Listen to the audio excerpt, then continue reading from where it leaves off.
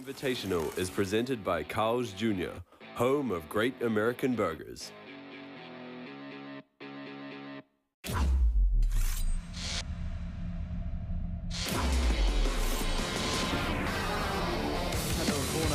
it's not often they check it. Inz is able to peek out. He's going to get annihilated by Oak. And he's already... Oh, maybe it's two, but no, it'll be Iron going down early. He will be able to drop Lonsdale. He drops Stat as well.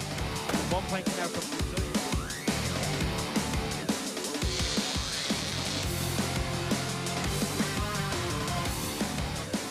Good evening and welcome to the Let's Play Live CSGO ANZ Invitational, brought to you by Carl's Jr. My name is Dallas CSGYCITY. Joining me as per usual, my partner in crime, Thomas Blackout Richmond. And Tom, tonight, it's week number 5, the final week of round robin play. Yeah, no, tonight should be awesome. There's a lot up for stakes tonight, really. There's a few teams that could make it through and a few teams that really have a lot to play for, a lot of pride on the line. So tonight should be a big one. Yeah, very exciting night we've got planned for you. But first, if it is your first week tuning in, let's have a look at the tournament structure just to see how everything's been working in the last few weeks. So 6 teams in the round robin. Everyone's played each other once. The team that finishes top of the groups will be going straight through to the grand final, and the teams who finish second and third will be duking it out in our semi-final here next week on Wednesday to see who'll be taking on that top seed in the grand final, which will be here next Thursday. And yes, the prize pool, obviously the thing that everyone is excited about, especially the players, of $10,000. First place going to be taking home 5, second will be taking home 3, and third place will be taking home 2. And how can you win at home, you might be asking? Well, our friends at Carl's Jr. have these amazing prizes ready for you. If any of the players do any of the following in their matches, if a player picks up an ace, that's a free small chips and a drink. Knife kill is free small fries. And if someone does the unthinkable, the 16-0 flawless victory, you can head into your local Carl's Jr., pick yourself up a free cheeseburger. And I mean, we've seen it in the last few weeks, Tom, and here's this from last week is no different here. Yeah, no, Flick's just outplaying Void here, coming in with a little sneaky flank from behind and got him. Yeah, and I mean, we've seen it in the last few weeks, you know, there's the knife getting you those free fries last week, the week before, fries and chips and fries as well, so everyone in New Zealand definitely getting fed, and tonight hopefully we'll see a little bit of the same. Yeah, no, it was a little lackluster last week, a few too many 4Ks and not enough aces, but I'm sure tonight will be better, and maybe the people at home might get that beloved cheeseburger. Well, you know, we saw some great plays last week, obviously a lot of, you know, very close aces, but nothing close to a 16-0, and tonight will be a night where we'd need to see some of those. But looking at last week here, Sterling in the 1v2, bombs down for him as well. This should be easy pickings for him, and another round on the board there for Grayhound. Yeah, now Sterling there just really outplaying his player there, using his movement well and just drilling him through the smoke. And this one here, a little bit of an frequently holding well here with the AWP, just locking down this site here for the Chiefs squad, just ripping it up for them. Yeah, no, Infrequent, he's been playing well recently with the AWP. Unlucky not to get the collat there and get that ace, but wasn't to be last week, unfortunately. Oh, and my personal favourite here, I'll let the replay do the talking. You still owe the machine. Yeah, no, you still owe. Yeah, I think I should probably let it do the talking as well. Yeah, 1v3 there, almost unwinnable situation, but if your name's Ustillo, anything can happen. Yeah, no, Ustillo's definitely one to be feared for here. I think Lonsdale actually sort of played the smart, waiting it out, bought his time quite well, but Ustillo just too smart, too aware, just really capitalises on that play. Yeah, amazing stuff there from Ustillo. And, you know, last week, sort of so I guess there was a lot of expected wins last week coming through, no real big upsets. But let's have a look at the results from last week. Chiefs took down Ground Zero 16-12. Grayhound taking down Breakaway 16-9, and Tainted Minds dispatching of Legacy 16-10. And now, I think the thing that we all need to have a look at here is the championship standings, because this is extremely important now coming into that final week of round robin play. Tainted Minds sitting up on top with 12 points, looking pretty safe to secure that first place position. Next up, Grayhound and Chiefs sitting on 9 points apiece, but a big bit of round difference there separating them by 23. Legacy there on 6, and Breakaway and Ground Zero still yet to pick themselves up a win.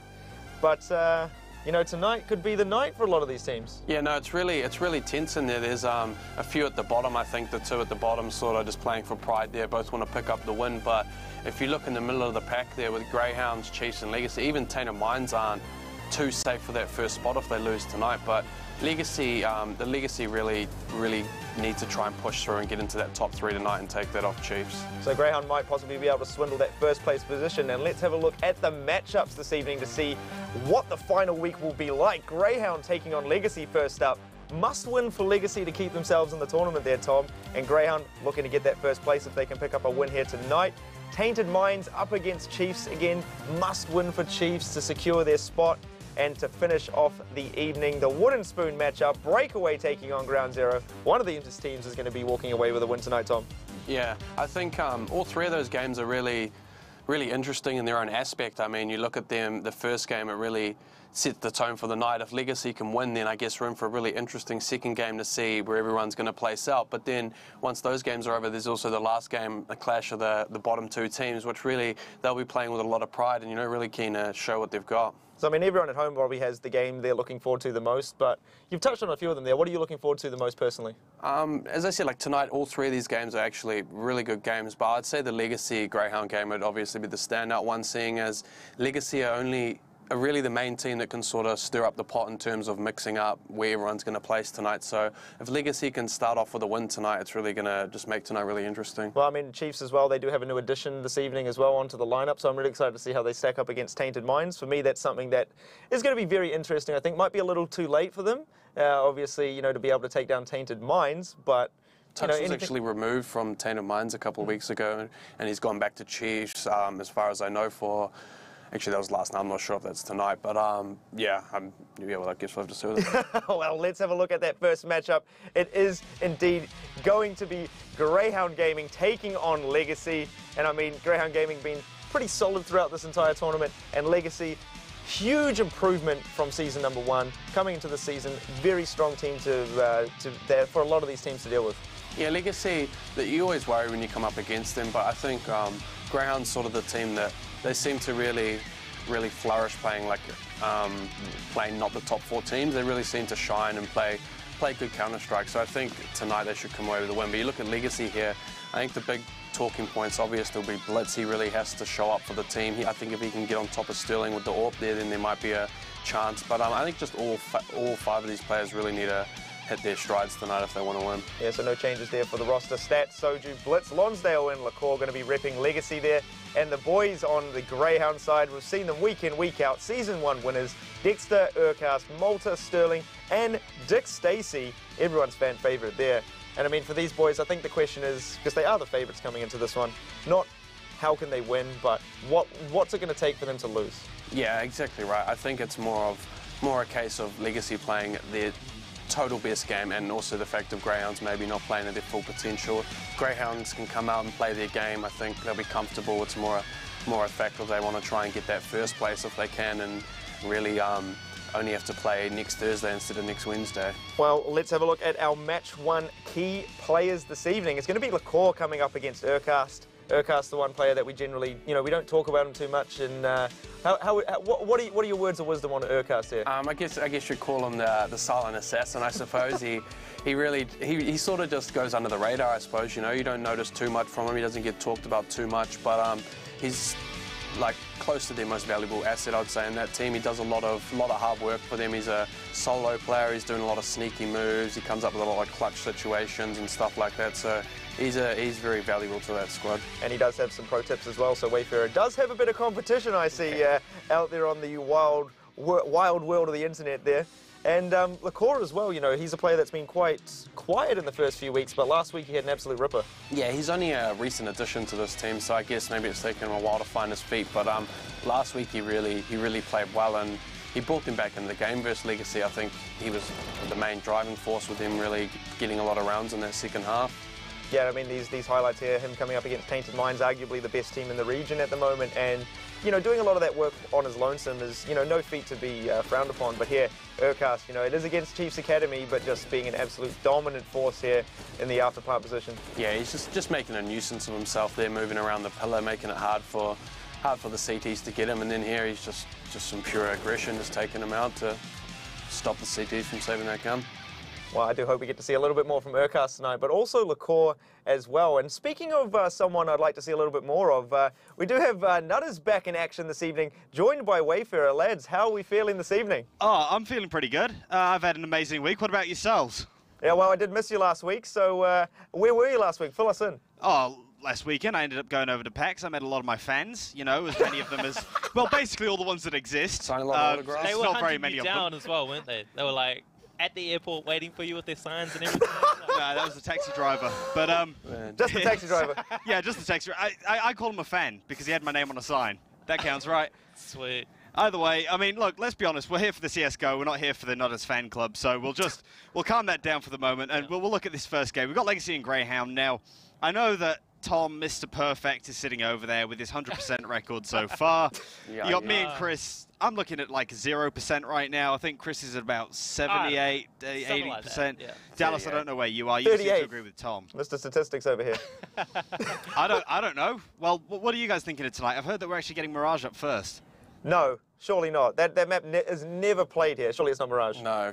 Yeah, it's, no, can't be. it's an interesting selection to see Mirage against We've these not two seen teams. that map before. They No. both play a really solid Mirage. They both like it. I mean, it's interesting to see Legacy, let this map through against Greyhounds. Yeah. Sterling Zorp has been doing a lot of damage on it. It's there's a few things that we can look into this game, especially the player highlight with Lacour.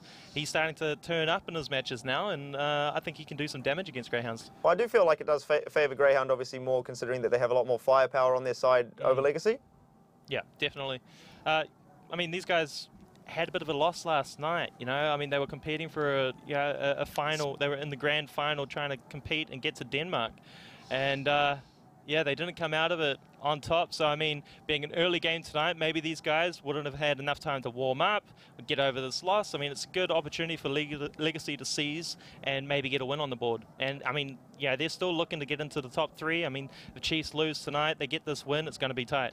And one interesting thing Tom sort of mentioned, I think, before we got on air was about, Blitz generally being able to out-AWP Sterling. Yeah, no, I think Blitz is, I wouldn't say a better AWPer, but I'd say his style is he's a lot more aggressive. He goes for a lot more picks than Sterling does, and I think I really think they can catch Sterling off guard, and that's pretty much the key to success, really. I think for You think it's big Blitz? Yeah, it's big Blitz. It's Blitz or nothing. That's a big call, mate. I mean, they are completely different AWPers. The aggressive style of Blitz, I mean, he gets a lot more missed shots, but he takes those aggressive opportunities where he can set up the rounds. Yeah. But Sterling, I think he slots into this lineup beautifully for Greyhounds, and he's been doing work. I mean, we've seen him doing some big work against Chiefs recently in different events. He's been really showing up, and I think that is because there's already, they are a real role system squad. Everybody picks up their roles and they know their responsibilities. And Sterling comes into this taking over Gratisfaction's, his role play, and That's a massive role to be filling. I still feel like it's but yeah, I think it works. I think that's why Greyhounds have been doing so well. I think it works. Sterling fits, and he has that passive-aggressive sort of play style, and he anchors sites. He does a good job. Well, I suppose this is going to be it then. Dallas, what are you thinking for tonight? Where are we going here? Legacy or Greyhound, mate? Greyhound, 100% for me. What about you two boys? I think we're going to say Greyhound. I'm going to give it like a 16-7 to Greyhound. Come on. Are you going to go for Legacy now? Are you really going to go there? I've gone with Greyhound just because they don't give any... they're so respectful. They play their hearts out every single match. I'm tipping Greyhound 16-13. Oh, that's not what you said before the broadcast. Yeah. That's not what you said before. Changing hard there, mate. I was baiting you, mate. I was baiting you. Well, we've got Tom, yeah. Mr. Perfect. Mr. Prophet. You got to go with the silver dogs here. Oh, the silver dogs. Well, let's not. What's the score? What's the score? Maybe like 16-9 or something like that, Something like that? Something along those lines. We'll see. Let's get right amongst the action, lads. Take us away into the first game of the night. Greyhound Gaming taking on Legacy. Yeah, thank you for that, Dal. So, as we've already had a quick chat about this, we do think that obviously the AWP battle's going to come into this quite a bit. Blitz versus Sterling. I want to see Urcast come through. Because they say that we don't talk about him much, but he's a guy that you think about a lot. Yeah.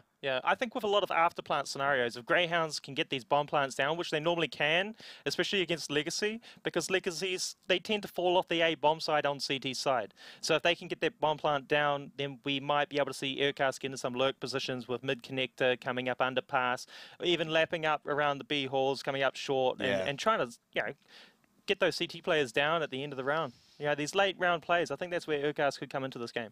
Yeah, I mean, look, we've seen Grayhound on Mirage a couple of times. They've always been relatively positive. I think, you know, that first round we had Mirage all 3 maps. Yeah. And that was against Tainted Minds. And that was probably what we considered to be the matchup of the season. Now, we're coming to the end of the season. There's been changes across basically all the rosters. It's been dramatic, hasn't it? I mean, yeah. it's so hard to follow what's happening week to week. Grayhound, on the other hand, I mean, like, they've only made 1 roster change. It's a good fit. So I think that holds in their favour against Legacy. And, I mean, Sterling came from Legacy. Yeah. You've got a good point there. Yeah. So this is essentially you're putting, I suppose, the new school AWPer back up against his old team. You've now moved Blitz back onto the AWP from there. So Sterling obviously had that role before. Yeah. So Blitz is kind of, I'm not saying had to come back in and relearn it, Yeah. but he's had to come back in and fill that role once more. And now he's going up against what is essentially a prodigy in this scene. Yeah. I'd say for Sterling it's a huge advantage because he understands his opponents. He understands their mannerisms, their tactics, how they move across the map, Lonsdale leadership, like what sort of calls he's going to be making mid-round. Sterling's going to be able to understand that. And I think in this game he's going to be fearless. Just because he understands them. He's going to be fearless, and that's going to be critical in those clutch rounds. Well, I feel like we'd really like to get into the game at the moment, but due to a couple of small technical issues, we do have a small delay. What a surprise. It's a little bit, probably due to the Halloween update, but for now, I think we're going to go to a short break, and hopefully when we get back, we'll have the game right up for you.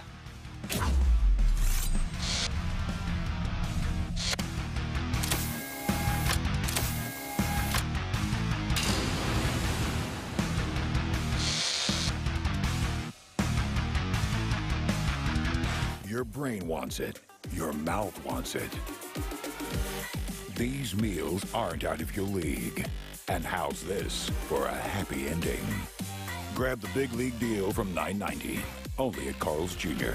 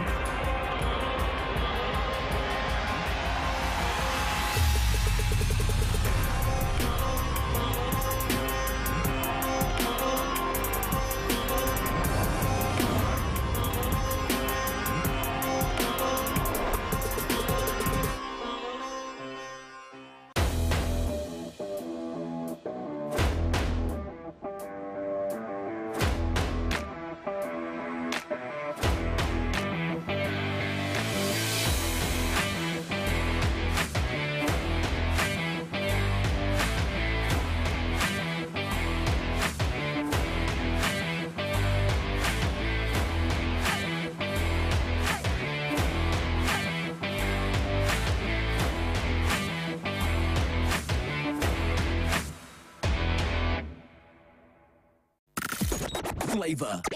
Beats that move you.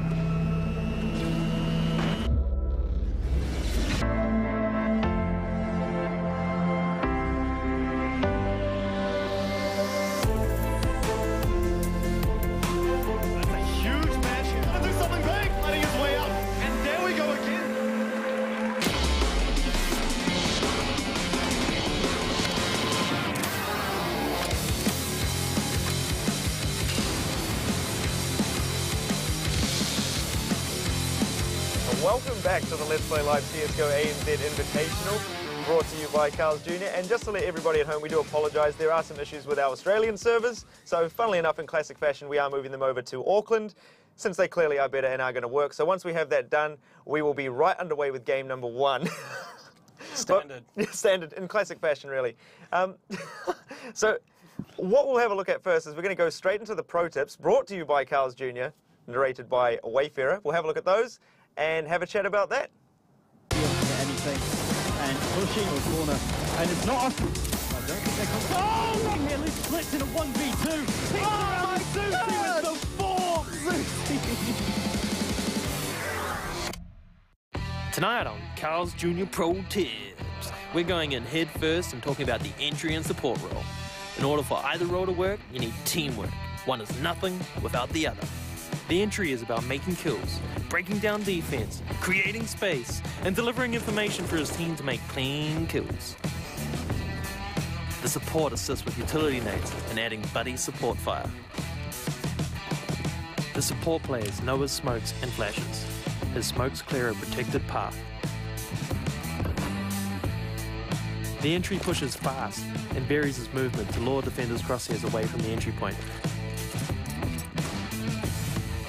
allowing supporting players to move in and line up their sights without taking damage. On executes, he initiates his attack using the full strength of his support, smokes and flashes. The entry is not afraid and contests for map control and information, sometimes barging through a barrage of nades. His aggression catches defenders out. He does everything to put his team in the best position.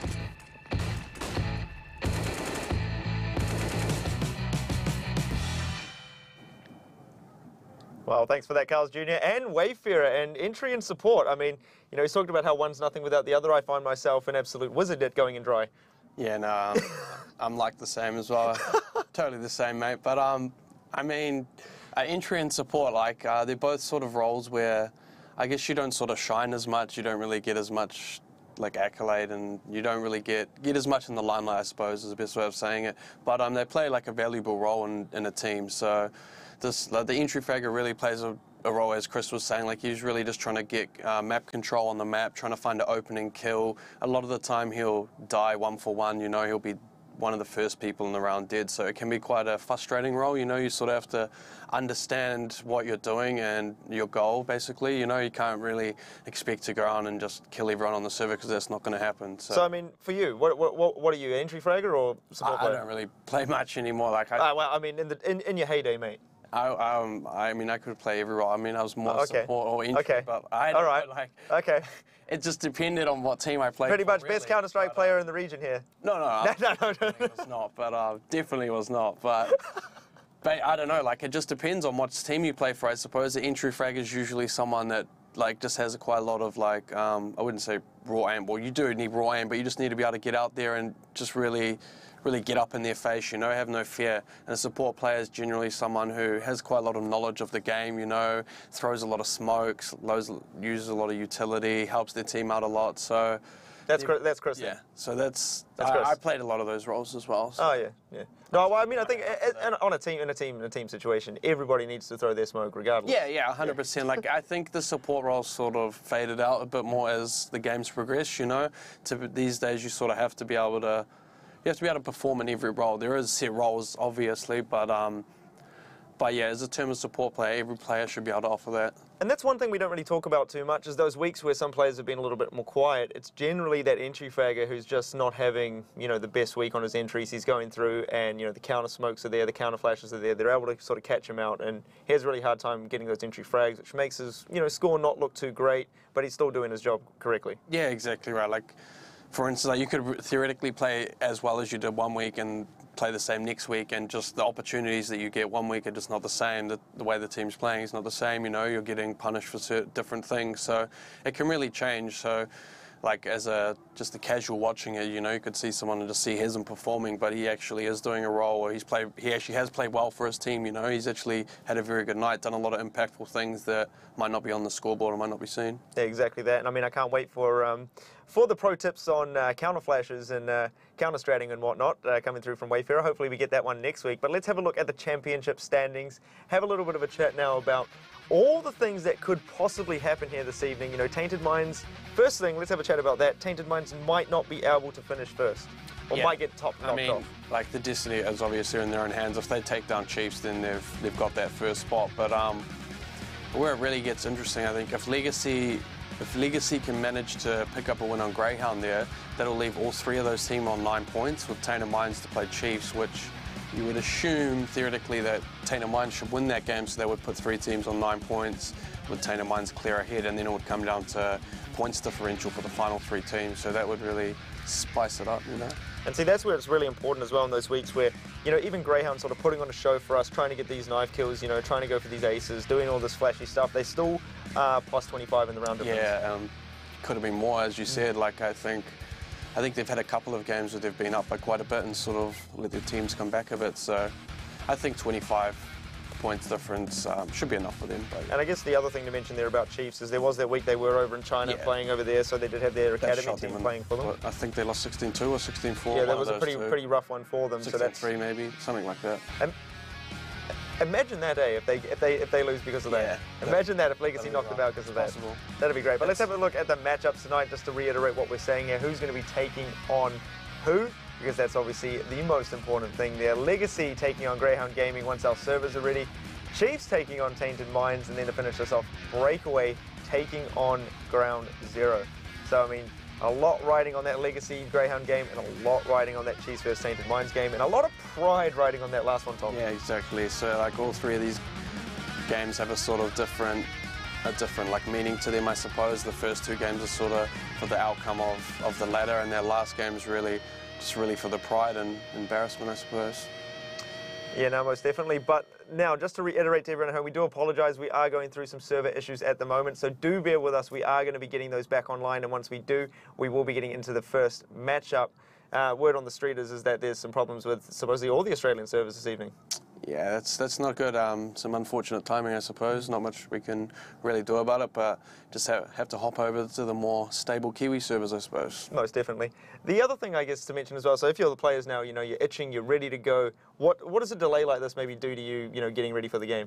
It definitely, like, it can put you off your game. I know the little things, like, it sort of just, I would say, like, tilts you or frustrates you, you know, then you're a little bit more frustrated, which can result in game, you know, something happens, you get tilted a bit more easily, just little stuff like that. But also one thing to note as well, if these guys do have to play on a New Zealand server, that means the server's based here, right? So their pings are going to be a bit higher, so it might be a bit different in terms of their aim and stuff like that. So you might see, yeah, there might be a bit of tension tonight. Well, it definitely is going to be better than the 300 MS they were getting in the first few connections in there. Very true. But I mean, I'm just thinking off the top of my head here as well. Out of these guys, who's from New Zealand? Is there anyone? Yeah, there's about like. Oh yeah, there's obviously the Legacy boys. There's like 2 from Legacy, 3 from Tainted Minds, maybe 1 Solar and Sterling as well. Oh yeah. Yeah, so there's 6 of them, 6 Kiwis. So it'll be interesting to see now if they get, you know, obviously a bit better of a connection. Are they going to be? They'll be on 5 ping, and like everyone will be on like 60, 70. If that's a Kiwi server, so they'll be loving it. Sterling will be loving it with the AWP 5 ping. Yeah. Well, let's just go over tonight's games once more. Let's have a quick look once again. Legacy up against Grayhound. That's going to be our first matchup of the evening. And this is the one that I absolutely can't wait for. Legacy going to be really needing to bring their A++ game in this one. Yeah, I think they're going to have to bring one of their one of, if not their best Counter-Strike games from their careers. So yeah, it's going to have to be a big one. Yeah, next up after that, we are going to have Chiefs taking on Tainted Minds. And, I mean, this is going to be great because we're going to see Tux back in the roster for Chiefs. Yeah, it'll be interesting. I think might be a bit he might be very keen to, you know, get one up on Tainted Minds, seeing as they replaced him with Ustillo, you know. So he's going back to his old team there where he's found quite a lot of success in the past. So, yeah, should be a big game. Yeah, I mean, you know, they're coming up against the big guys, though, but, you know, Tuck's looking really good there in his original Chiefs uniform. Yeah, he looks like he's back at home. He looks a bit out of shape over there on the TM boys. You know, do you think he's feeling a bit riled as well about the move? Yeah, as I said, I think, I don't think he'll be too too disappointed because, like, behind the back scenes, there's a few couple things that sort of make sense as to why he would be replaced in the long term, which is unfortunate for him. But I think he'll still definitely be keen to get one up on them for sure. Yeah, and our final matchup of the night, Breakaway taking on Ground Zero. And Breakaway, you know, came into this. I was very surprised to say how well they've actually been doing and such, I guess, potential they have as a team. Yeah, no, definitely. I think they've definitely showed that they have the ability and the skill set to be able to play in tournaments like ours. So it's good to see them here. I think, as you can see by the photos here, they're all quite young blokes, you know. So I think they've got probably lacking a little bit of experience, you know. Maybe next season and the seasons to come, they might push further and further. But I think they should be able to pick up a win here tonight over Ground Zero. And I mean, Ground Zero as well, the team that came through our open qualifier, finishing up in first position, were, I'd say, very good on the day. You know, they did get taken to overtime, I believe, in the first matchup of the day. So it sort of shows, you know, they're sometimes really hit or miss. Yeah, like I think with those first two games, they really started off quite well, didn't they? They had some good leads, and then yeah, there was a couple of huge comebacks. Yeah, and they sort of just flaked off towards the end there. So I mean, if you're someone on Ground Zero, well, maybe as a professional Counter-Strike player, I can play all the roles. Thomas Blackout Richmond. Not. I'm never letting this one go. If you're looking at them, you know, what do you see, I guess, is the weaknesses for them? I just think, like, their lack of, like, team players sort of apparent with those boys. It's sort of just like hit and miss. I mean, you know, if they pop off, they pop off. If they're hitting their shots. And I think probably Destiny's been quite lackluster for them, you know. You'd want to expect a lot more from him, but I just think they're relying a bit too much on individual skill, and we haven't really seen that much individual skill off them this year, or this season. So I think that's probably been their downfall. So I mean, because they're coming up against Breakaway, right, who've showed extremely good team skill. Yeah, exactly. Extremely good teamwork. They look like their communication's completely on point. You think that maybe the only thing that's really letting them down is a little bit of firepower. Coming up against, you know, Ground Zero, Breakaway. What's going to happen here for them to get that win? I think for Breakaway, like, if they just play their game, they play smart, don't really make too many mistakes, they should be able to win it. But if Ground Zero, like, I think was last week, I was confident they were going to do well against Chiefs, and they did. Like, if they come out of the blocks with Burn was playing really well with the sniper last week. I remember him hitting some night. Remember? He was our player to watch as well, wasn't he? So Burn was popping last week. So if he can hit some shots again, and Nick is, you know, he was actually playing quite good last week as well. They can hit some shots, I think. Like, they are individually probably better players than the Breakaway boys. It's just their teamwork's not as good. Well, again, just another update. We do apologise once more. There is a server migration in progress at the moment. So once we do have that server moved over, we will get into the first matchup of the night. But until then, we are going to go to a quick break. And when we get back, we will have Legacy taking on Grayhound Gaming. First matchup, last game of the round robin. We'll see you there.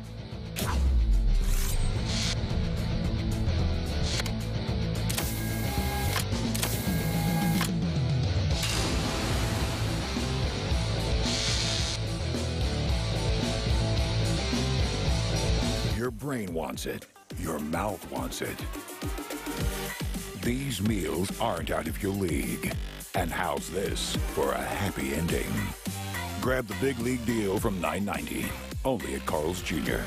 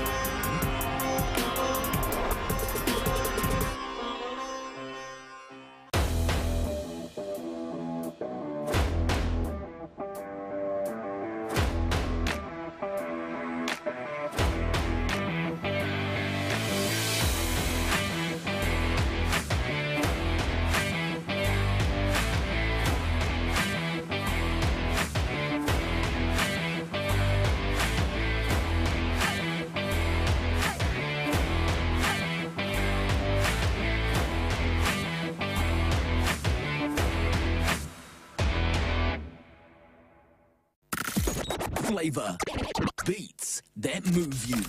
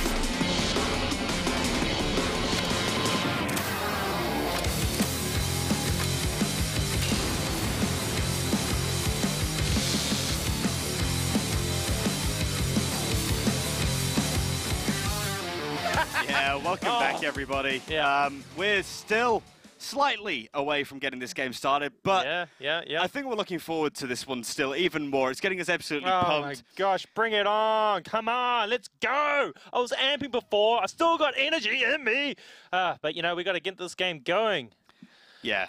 It's kind of hard to keep that hype level up as well. I mean, we've been asked to fill. Yeah. Now, you know how hard it is to fill? It's like you're trying to fill your cup, all of a sudden it spills over, and you're just like, oh, I've missed half my Coke in my Carl's Jr. cup. So then you sort of like, you know, you're still trying to fill, and you're just like, oh yeah, it foams up, and you're like, sweet, that's at the top, and then it goes down again. I'm not very good with filler, I'll be honest. Oh my gosh. I mean, anyway, like we've had these two guys talking all this stuff non-stop, blah, blah, blah, blah, and we're in this room, trapped in this little box. I mean, we're here, we got opinions too. I mean, Tom, mate, I'm sure Nutters here would beat you in a 1v1. And, you know, I haven't seen much support from you on those flashes and smokes, mate. I mean, come on. Look, I mean, I'm going to be honest with you. I've seen your aim recently, Tom. I'm sure Nutters would take you out, eh? Far out. Look, I'd agree with you on that one, Chris. The only problem is that, you know, Tom, I don't think he's even got CSGO installed at this point because he's just, he's never there. So, you know, it's kind of hard to decide who'd actually win in that 1v1. Yeah. For instance, I have the game installed, he doesn't, therefore I automatically win. Yeah, I mean, he's technically a retired pro. I mean, and you're still up and coming.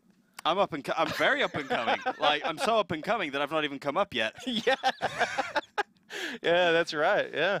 I mean, on that, you know, I mean, I like to go with the underdog, and I think in that instance, you are the underdog. You're coming through. You can take it to him. What about a 1v1 between me and you then? That's pretty one-sided, isn't it? Oh, you want to go there? We'll get it going at the LPL studios next week. Pre-LAN, we'll get it going. Yeah. But rock, paper, scissors. Let's go right now. Oh, easy. Yeah, there we go. See? Told you I could take him down. 1v1, easy as you'd like. But I think the problem is right now, Grayhound, they, from what I understand, they're on a tight schedule tonight. I think everybody's on a tight schedule tonight, and this doesn't help. I mean, I'm on a tight schedule. I want to go home and get more than a couple hours sleep tonight. You know? Yeah. It's a little bit difficult. I'd like to have a bit more of a chat about the match, but as you said, I think Tom and Dallas, they just went over everything. Yeah, I mean, they did a fantastic job. But tonight, Grayhound versus Legacy, I mean, this is a big match, and it's always going to be a big match between these two teams. Grayhound, they always have to constantly prove that they are the #1, and Legacy have to prove that, you know, they're up to the standard and they're going to be a competitor. And to keep moving forward, they have to get results. Otherwise, they're going to have to look for results, and that's either with a coach, that's either with new players. I mean, they have to discover new talent. I mean, that's part of the job of, you know, finding a way to move forward. And, you know, I mean, is time running out for Legacy? Are they, I mean, these guys have been together for quite a while. I mean, they were doing really well with Sterling. I mean, but how long do they give this squad before, you know, moving on and trying to find a new key? Yeah, I can understand that, and you do have to wonder, like, Grayhound, they've had a solid core for quite a while. They haven't changed much. You know, they've had the odd change here and there over the course of pretty much the last year and a half. Yeah. It has done almost nothing to their, I suppose, their ranking and how well they're actually playing. Yeah. Whereas you look at teams like Legacy, Breakaway, Ground Zero, you see constant changes in there. And you do wonder, if they leave these rosters to actually work together for a bit longer, are they going to get improved results, or is it just going to implode the team? You know? Yeah, I mean, that's part of it as well, right? We talk about roles in a squad. We talk about entry fraggers, IGLs, support. There's more than just roles as well. It's not just people taking on responsibility. It's being somebody that you want to play with, somebody you want to practice with. I mean, you spend all these hours together every week, day in, day out. Like, you know, you've got to enjoy that company, especially if you're living together. You know, I mean, you've got to be able to, you know, I wouldn't want you eating my food out of the fridge or anything like that, because that would really upset me. Yeah. And if we were playing against each other, you know, I mean, that might rival me up. Yeah. Well, I mean, if we're playing against each other and we're also in the same household and I'm eating your food, I've probably broken in. Yeah. So you're probably having a few issues there. Yeah. But I have to say, you do bring up the issue of living together. That is the Grayhound house. Yeah. You know that they've got a house. They all live together. They're all, I don't want to say trapped with each other, but you obviously have to have that right blend of personalities, in-game personalities, and those in-game roles. Yeah.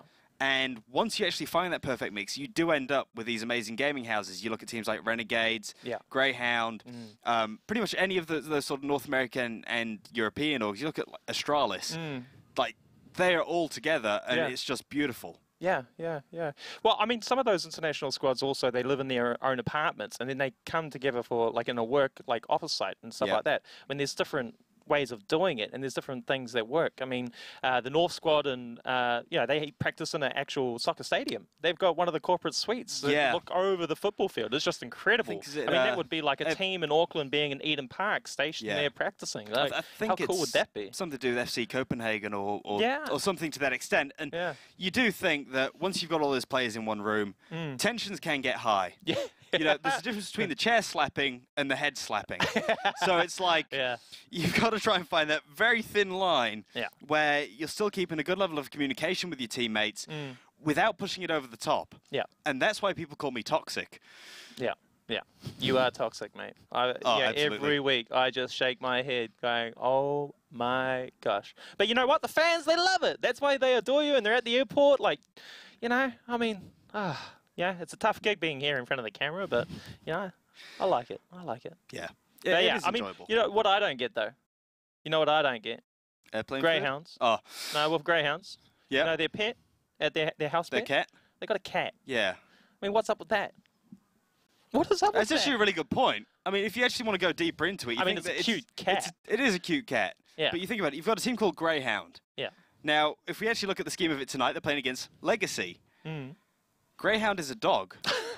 Legacy is a tree. Ooh, I see. Yeah. Fetch. Oh, yeah. I think Greyhound got this one in the bag now. That wasn't what I was thinking. I was thinking about... Oh, you're marking your territory. Yeah, I can feel you on that one. Yeah.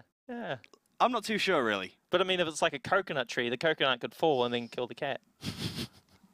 Why are we dropping coconuts on dogs now, Chris? Nah, is this because we are just completely and utterly lost? Are we lost? But we're talking about Greyhounds, and we're talking about what they do to, you know, enjoy their company and the house and whatnot, and they've got a pet, and these are cool things that people don't know at home. They've got pets and might also have coconuts.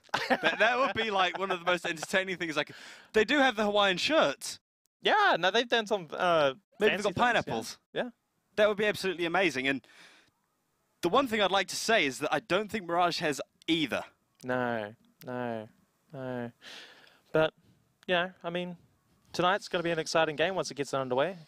And it's going to start it's going to start with a pistol round. It is. Yeah. And then it'll follow up with probably an anti-eco. And assuming that Greyhound lose the pistol round, they'll win the anti-eco. Yep. If we assume that Greyhound win the pistol round, they'll then win the second round as well. Well, something that I sort of noticed and was talking about just recently was, I was disappointed with the economy change in the game. But it's brought to light a couple other changes. We see a lot more teams on T's side do full ecos. So we see the whole Glock no armor thing. They have no economy, no armor, they haven't bought pistols as well, or anything. But what do we see because of that? We see SMGs and rifles getting like 5-kill mowdowns against, like, we're seeing the eco round that we used to see years ago. And that makes wicked frag highlight reels, and I love it. I mean, like, I don't care that they were 5 easy kills. To be able to control your re-kill and do that in positional plays and get those 5 kills, it's exciting stuff, and it's going to make the highlight reels so good to watch. Well, one thing I remember quite vividly was back when I actually initially started broadcasting. Was an amazing, I believe it was Malta, getting an MP9 ace in the second round. on Dust 2, just pushing into lows and just annihilating an entire squad. Yeah. Now, I got super hyped for that, thinking this is absolutely beautiful. But then we get through it, and all of a sudden we're not seeing these ecos after these rounds. You don't see them. There's not that 5-man spray down, and all of a sudden you've got these close rounds. You've actually got rifles going up against the odd pistol, the odd SMG. Yeah. And all of a sudden those second rounds, which is why we also coined the term AUCS, because you just did not win that second round. Yeah, I mean, we saw that in a lot of events, right? And the European and North American players picked up on it straight away. Yeah. And I mean, you get excited about those rounds that they do pull off with those Deagle Echo, Deagle buys and stuff like that. I mean, they win them, but then with the full buy, they'd lose, and then, yeah, it's upsetting. It's Yeah, this is it is a little bit difficult. Yeah. But as it is right now, we do have to remember that we are having a few issues with servers. I do believe it's actually something to do with the Australian broadband providers. No surprises there. Having some issues with connecting to Sydney-based servers. So as such, we're attempting to migrate everything over towards New Zealand. We're trying to get everything sorted as fast as possible, but obviously, unforeseen circumstances. We will be going to yet another ad break. We do apologise, but hopefully we'll have everything for you. Go get some Carl's Jr. Go get some Carl's Jr. I'll see you later.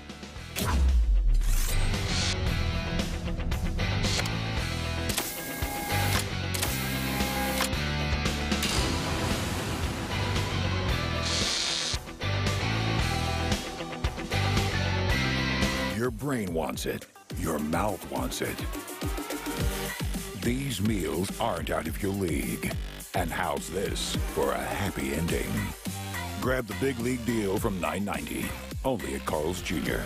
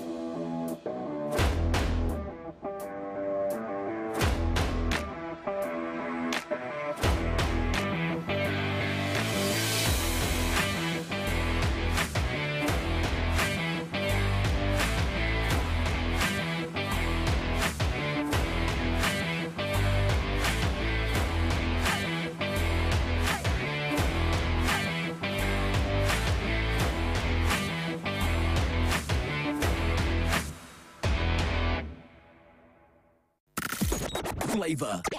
Beats that move you.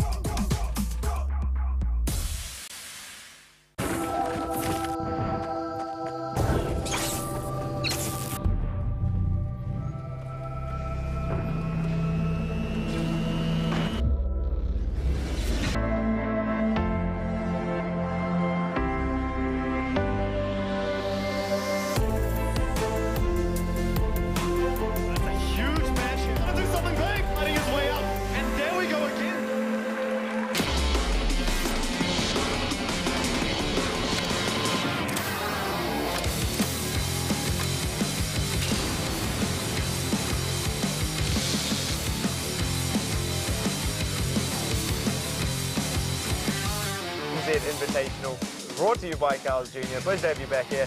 Now, just to give everybody at home a quick heads up, we are currently migrating the servers over to Auckland. We are moments away from getting into a game. I do have confirmation of that, but until such times, we are going to be having a bit of a yarn, Tom, about how supposedly Nutters can beat you in a 1v1. Yeah, I don't see that happening. I know I haven't played for a while, but But you're just a different kettle of fish, mate. It's just not happening. It's not happening. That aim never goes away, does it, mate? No, no. No? It doesn't. No? I wouldn't even really need much aim, to be honest. Oh, okay, you just do it with a Just couple of nutters. pistols. Couple I'll of hop dollars? on a laptop and play on one of those little... Oh, on a laptop, you use the Yeah. touchpad or that little weird, the little red one? touchpad. You know, that little red one in the middle of the Ooh, keyboard? Nah, that's pushing it. Oh. My flicks will be too on point with that thing. Well, I mean, just before, because first matchup is meant to be Grayhound, obviously taking on Legacy. Let's have a little bit of a chat about the Chiefs Tainted Minds game here. We've obviously gone through everything under the sun for Grayhound coming up against Legacy, but, you know, Tainted Minds Chiefs, whole different kettle of fish here as well. I've just used your saying. You've got it with me now? Nah. This should be a good game, to be fair. I think everyone's sort of like touted Tainted Minds to be like the best team, but like with the other games, not just in LPL, the last week or two, Tainted Minds actually have struggled. They actually played each other, like, I think it was last night or the night before in a best of 3, so 3 maps, and Chiefs actually won this game. So it shows you that Tainted Minds, I think they're probably not at full strength right now, and right now is probably a good time for the Chiefs to really be able to pick up a win here and just really make it a bit uncomfortable for the Tainted Mind boys. Because I think Tainted Minds, they sort of, like, they have the confidence of being the best team in OS right now. They should be the best team, but the last week or two, their results haven't really shown that. So I think if they can get a nice win tonight and really come first in the group and get through to Thursday without having to play those semi-finals, would be good for them. But yeah. So I mean, there's a couple of things to sort of mention there as well. Tainted Minds obviously having a lot of firepower. You know, the pickup of Yosillo's been immense for them there, but we are in best of ones tonight. You know, how do you think a best of one favors these guys? I mean, a best of ones with the new addition to the money, I think it does even it out a little bit because you get a lot more buy rounds. Well, not a lot more, but a few more buy rounds. So that gives you obviously more of like an even playing field, I would say. But I think a best of one definitely suits Chiefs. I mean, it's easier to get a win, and if you start off with some momentum in a best of one, it can be quite hard to come back with. So it definitely does mix things up, but as I said before, Chiefs beat Tainted Minds in a best of 3, so like they obviously can do it on 3 maps. But yeah, so I think it just comes down to the night really, who plays better with these sort of teams.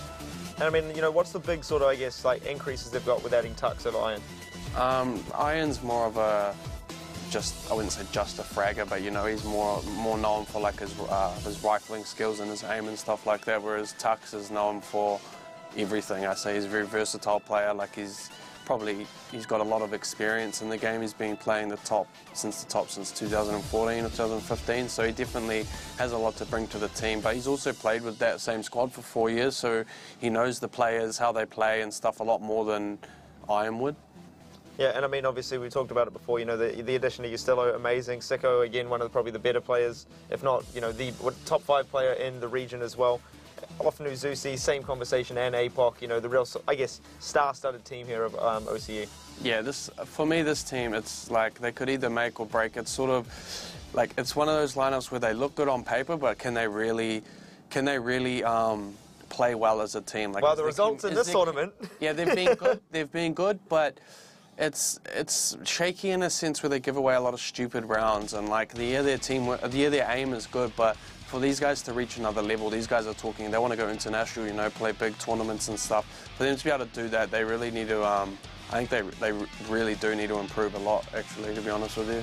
Well, you know, our key matchup for game number 2, Moe up against APOC, you know, 2 extremely experienced players. I mean, taking a look at APOC, 31 years old, still playing professional Counter-Strike, you know, that's got to be one of the oldest in the world, to be quite honest. Yeah, no, exactly. He's been playing since like the first iteration of this game, 1.6. So he would have been playing competitive top CS since, I'd say, at least since he's about 20, probably, if not earlier. So it's over a decade of playing there. So that's a lot of experience right there. And same goes to Moe as well. Moe's been playing competitive since I think around 16 or 18. So it's close to 10 years for him as well. And having a look at, you know, their actual just ratings across the board, they're like very similar.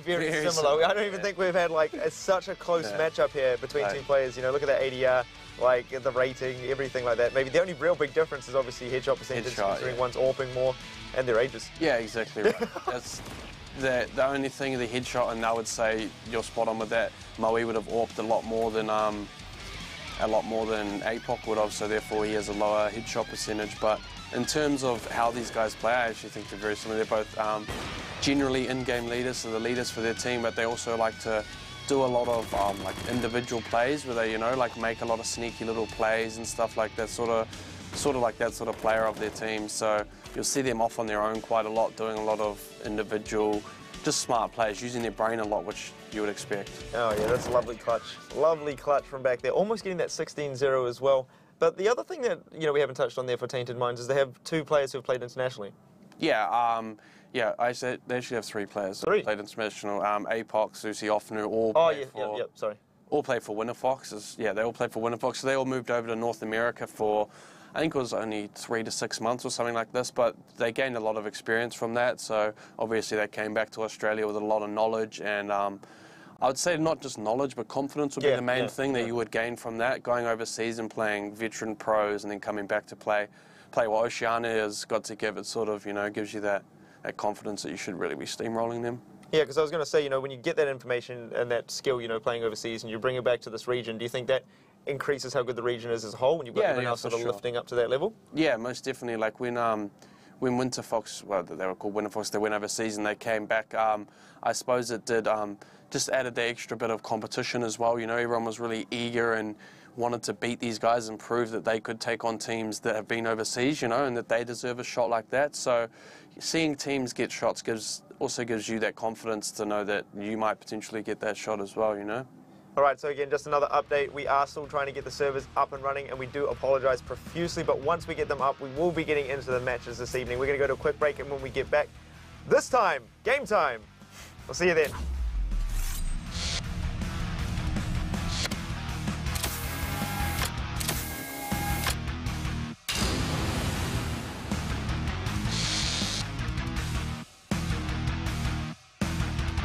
Your brain wants it.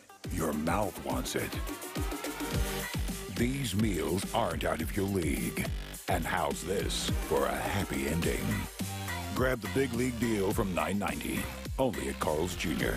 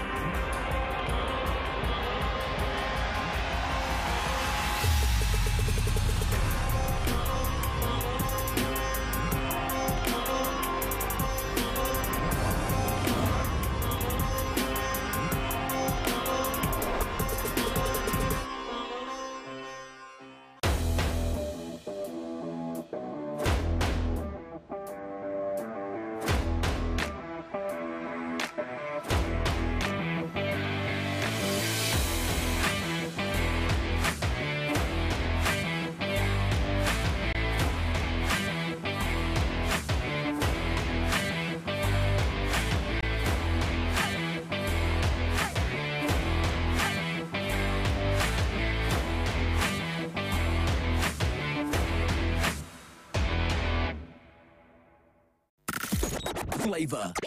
Beats that move you.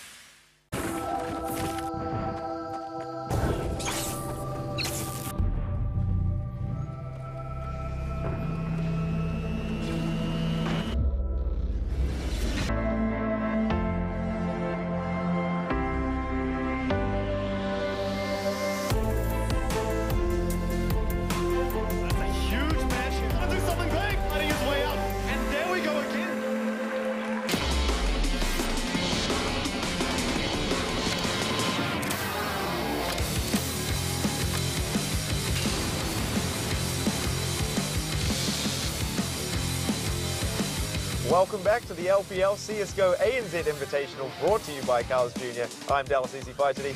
Joining me on the desk for this long talking segment is Thomas Blackout Richmond, and we are about to get into match number 1, Grayhound Gaming taking on Legacy. I absolutely can't wait.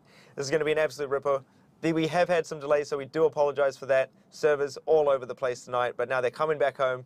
She's coming home. Bring it home. Back to Auckland, and we should be able to get into that one. But let's have a look at the matchup, see who's taking on who. You know, who have you got for this one, Tom? I know you're feeling Greyhound. Is it still the same way? I think those Silver Dogs are raring to get out the gate. They've been sitting in there a while. Oh, they're almost got, they're rabid at this point. They drew a treat, you know. And I really like, you know, what Jordan and Chris brought up as well. You know, one's a tree, one's a dog. Who wins? Yeah, no. Who wins that? I think that's pretty straightforward. The Silver Dogs is going to assert their dominance on that tree. So, yeah, that tree's getting soiled. Soiled, you reckon? Well, I mean, you know, we sort of talked about it as well, but two chaps we haven't really spoken about there as well. Stat, Soju. You know, Stat's obviously been, I say, very consistent throughout these weeks. You know, some weeks topping the tables a bit, but, you know, he's been pretty solid for them. Do you think tonight's the night he's just going to come booming out of the gate for them? He's sort of that player, I think, where he can just have those games where he just really just goes ham, just gets a lot of kills. But he's been sort of, just stable. I think I've seen, like, quite a lot of good rounds off him, but nothing really on the scoreboard that stands out too much, you know. But I don't think really tonight would be his night. Maybe it could be, but I honestly think like Blitz is probably Blitz is the key to this. But in saying that, Stat and Soju, they bring a lot to the like a different elements to the team. They don't need a really top frag or something, but they need to get a lot of multi kills on some rounds. You see Soju, he's quite good on CT. You see him locking it down, getting quite a few multi kills sometimes in that. So if they can like lock down their sights, then it'll make it easier for Blitz and the rest of them. Well, speaking of two chaps who are locked down in their little casters room, Nutters and Wayfarer, lads, how are you surviving in there? Yeah, we're getting by. We're getting by. You know, food and refreshments. Yeah, a lot of Carl's Jr. Yeah, you're looking like you're a bit sweaty there. You've been chuffing a few too many burgers. We are looking forward to this game, and we're sorry to everybody at home that's been waiting patiently, and sorry to the lads for not getting this game going. But I mean, this happens. I mean, this is what happens with Counter-Strike, and you know, and things go wrong. And hopefully, we can get going soon, and we can get to these great matches underway. Yeah. It'll be nice to actually get this game underway at some point, you know, at some point in time. Yeah, well, I hear that they're warming up. They're ready for us. Yeah, the word on the street is we do have some warm-up confirmation going on here. So the boys are, you know, getting ready to rumble in the jungle. So servers just getting ready to rumble in Mirage. It seems. Sweet. It's made it through biosecurity. It's made it through customs. Flown business class. 2 minutes. It's here. He's made it through. He's on the Uber through, so it shouldn't be too long now. Yeah, but this game's going to be a matchup. It's going to be, I mean, what sort of stress and yeah, it puts them on nerves, right? Their nerves are in fire right now. Like, they want to get underway and get this game played. So I wonder if it's going to affect their performance tonight. And yeah, who's going to really show up? That's exactly what I was talking about there before, Chris. Is, you know, Grayhound obviously going to be maybe a little bit riled up from this. Yeah, you know? we're going to have some cagey dogs tonight. Some cagey dogs. Yeah, they're going to come into it, you know, a bit triggered, a bit tilted, and then all of a sudden, you know, Legacy cool, calm, collected, take them down 16-4. Smooth. Woo, is that your call? Do we have any changes in our predictions here, guys? At this point, I'm almost willing to just say Grayhound 16-0. Like, they just come out and they just... That's it. Well, they got places They're to just be, annoyed. They got places see. to be, places to see, people to beat up. To eat. Cheeseburgers to eat, exactly. Unlocking the specials for us tonight. Well, we'll have some cheeseburgers to eat if they manage to get the 16-0. Yeah, if they get the 16-0, I'm just going to...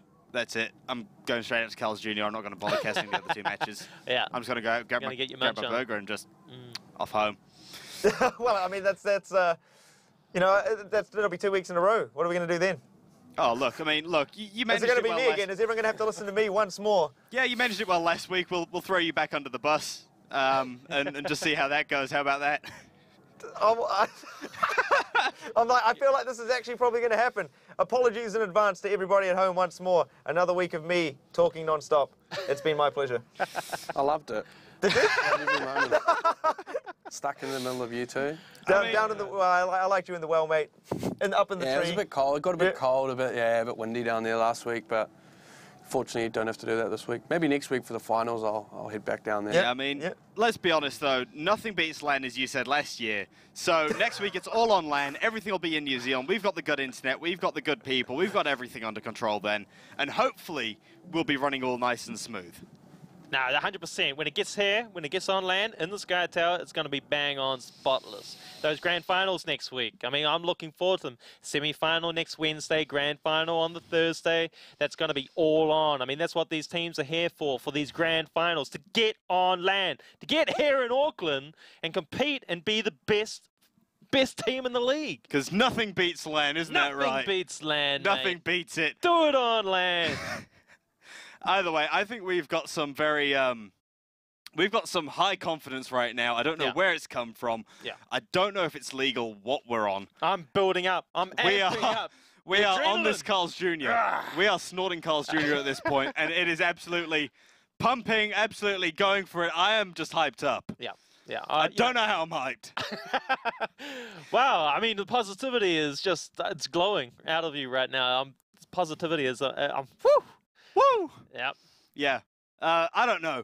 I'm just looking forward to this. We've spoken about everything I can think of, except for maybe what you're wearing. It's a nice kind of checkered shirt with, what is it, Barker's? Oh, nice shirt from Barker's, mate. Yeah, nice Barker shirt. I'm wearing the nice white Barker shirt. Yeah, you're looking... I think you're looking absolutely stunning. How's your hair? No, not too bad. Not too bad. I do need to go get a cut. Get some fresh cuts for the grand finals. There's me. Oh, yeah.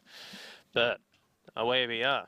Get a fresh barber in here, give us some fresh cuts, give us a fade, and you know, no might even... Yeah, you got to feel good for those grand finals. We really do.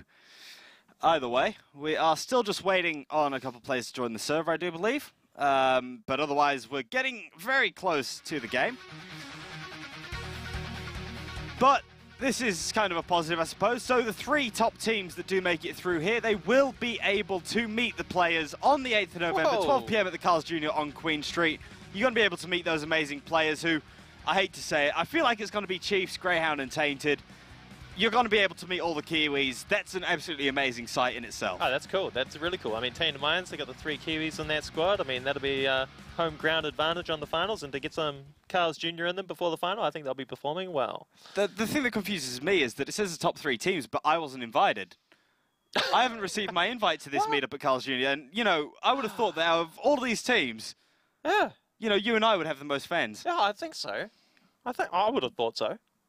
Oh, I would have thought so. But hopefully, in just a moment, we'll be getting into the game. Yep. We will go back to the predictions. What did I say? I said like in all honesty, I said 16-7. I was 16-13 Greyhounds. And you're 16-0 Greyhounds. Yeah, okay, we'll go with 16-0. I'm just happy for whatever comes out of this. Hey, if you get the 16-0 win for Greyhounds, everybody gets cheeseburgers. I mean, you're going to be like... Then I'll have the fans. I mean, then you'll have the fans. Exactly. You predicted it. It'd be like a Messiah or something. Like, wow. Yeah. I'm going to be a little bit cheeky and just say go and follow us on Twitter. I'm at Nutters. He's at Wayfarer with 2 Ys. And also make sure you follow Let's Play Live HQ. Yeah. Because, you know, they are the ones that bring us here. They are the ones that give us this chance to shout ourselves out on television every week. Yeah, give us some banner. Tell us, you know, I mean, just throw some fire at us. I mean, I love it. Tell me how bad I am. Please do. I really need. Tell us. Please knock my ego down. Either way, this is going to be it. We've got the knife round. Let's get to it. And this knife round does not unlock any specials, sadly. No, no. This doesn't count towards the knife kills. Otherwise, I don't think they'd bother play, or you know, we'd broadcast this every week. So this is just the knife round. This is what determines who chooses what side when we get into the main game. At this point, knife rounds are probably the only thing that you'd say can go either way. You know, you look at this match and you say it's most likely going with Grayhound, but the knife round is all up in the air, 50-50. Everyone sort of runs around, plays a bit of scaredy cat, then one guy goes in and it's all in. The shanking comes through, Malta gets one, Stat in there, Sterling flashing through, Dexter with the knife, Stat's picked up a double so far, Urcast with the slashy, leaving Malta on Lonsdale, finishes it up, and Grayhound will have their choice of sides. Are they confident to start? No, they're starting on CT side. I was wondering if they were going to have that confidence level to just start on the T side, stay there and just roll on through. Wow, it looks like Greyhound starting on the CT side will be a dominant first half. I mean, you really could see a 16-0 with them starting on the CT side. Because Yeah, I mean, let those USPs rip, their default sort of position and structure. It'd be interesting to see what Legacy have prepared to bring into this game for a pistol round to initiate the half. Ooh, wow. I'm keen. I don't know why I'm keen. I'm just keen. At this point, it's... it is... Well, no, okay, look. You got a CT side for Grayhound. Yeah. Now, I'm not saying that they've got a better or worse side at all. When you sort of look at it, some teams play better T-sided, some teams play better CT-sided, and I think that's more evident with teams like Breakaway. They're quite a T-dominant sort of side. With Grayhound just being one of the best teams in the region, I hate to say it, this could actually be a solid 15-0. Yeah, I think Sterling's AWP is actually going to catch Blitz out more than Blitz catch Sterling out with the aggressive players. I think, yeah, a lot of the aggressive players that Blitz bring into the game with his AWP are quite easily to read and whatnot. Sterling, his passive style, it's going to be effective against a squad like Legacy. But, I mean, what both these teams actually bring to the game is a variety of tactics. I mean, they never really go thoughtless into rounds, and that's a positive thing to see in our Oceania scene. We want to see teams, you know, having tactics for every single round, for every single moment. You know, these fine-tuned plays, even if there's only 2 or 3 players, they've perfected their movement, their assists with the flashes and smokes, getting into position using their mollies. I want to see that. I think both these teams can bring it. It'll be good to get going and, yeah, see what these teams can bring in tonight's game. Yeah, so I think we've seen a constant... I don't want to say constant improvement from Legacy, but we have seen some significant improvements. You sort of see them each week. They come in. They're generally seeming to be picking up the odd extra round here and there. You have seen, obviously, a positive couple of wins for them. It's just going to be a shame that this could be an absolute... Walloping.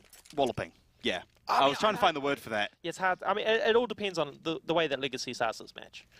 But... is Legacy a squad that Grayhound Gaming just enjoy playing? You know, you always had that opponent or that team you just growing thrashed up every in time. Soccer or rugby or tennis or whatever. You wanted to play them and to you beat them. played them. And even though they were good, for some reason, you always performed against that team. Yeah. You always smashed them. Is Legacy that squad to Grayhound Gaming? Are we just... I mean, I guess you're kind of calling it. You're calling it.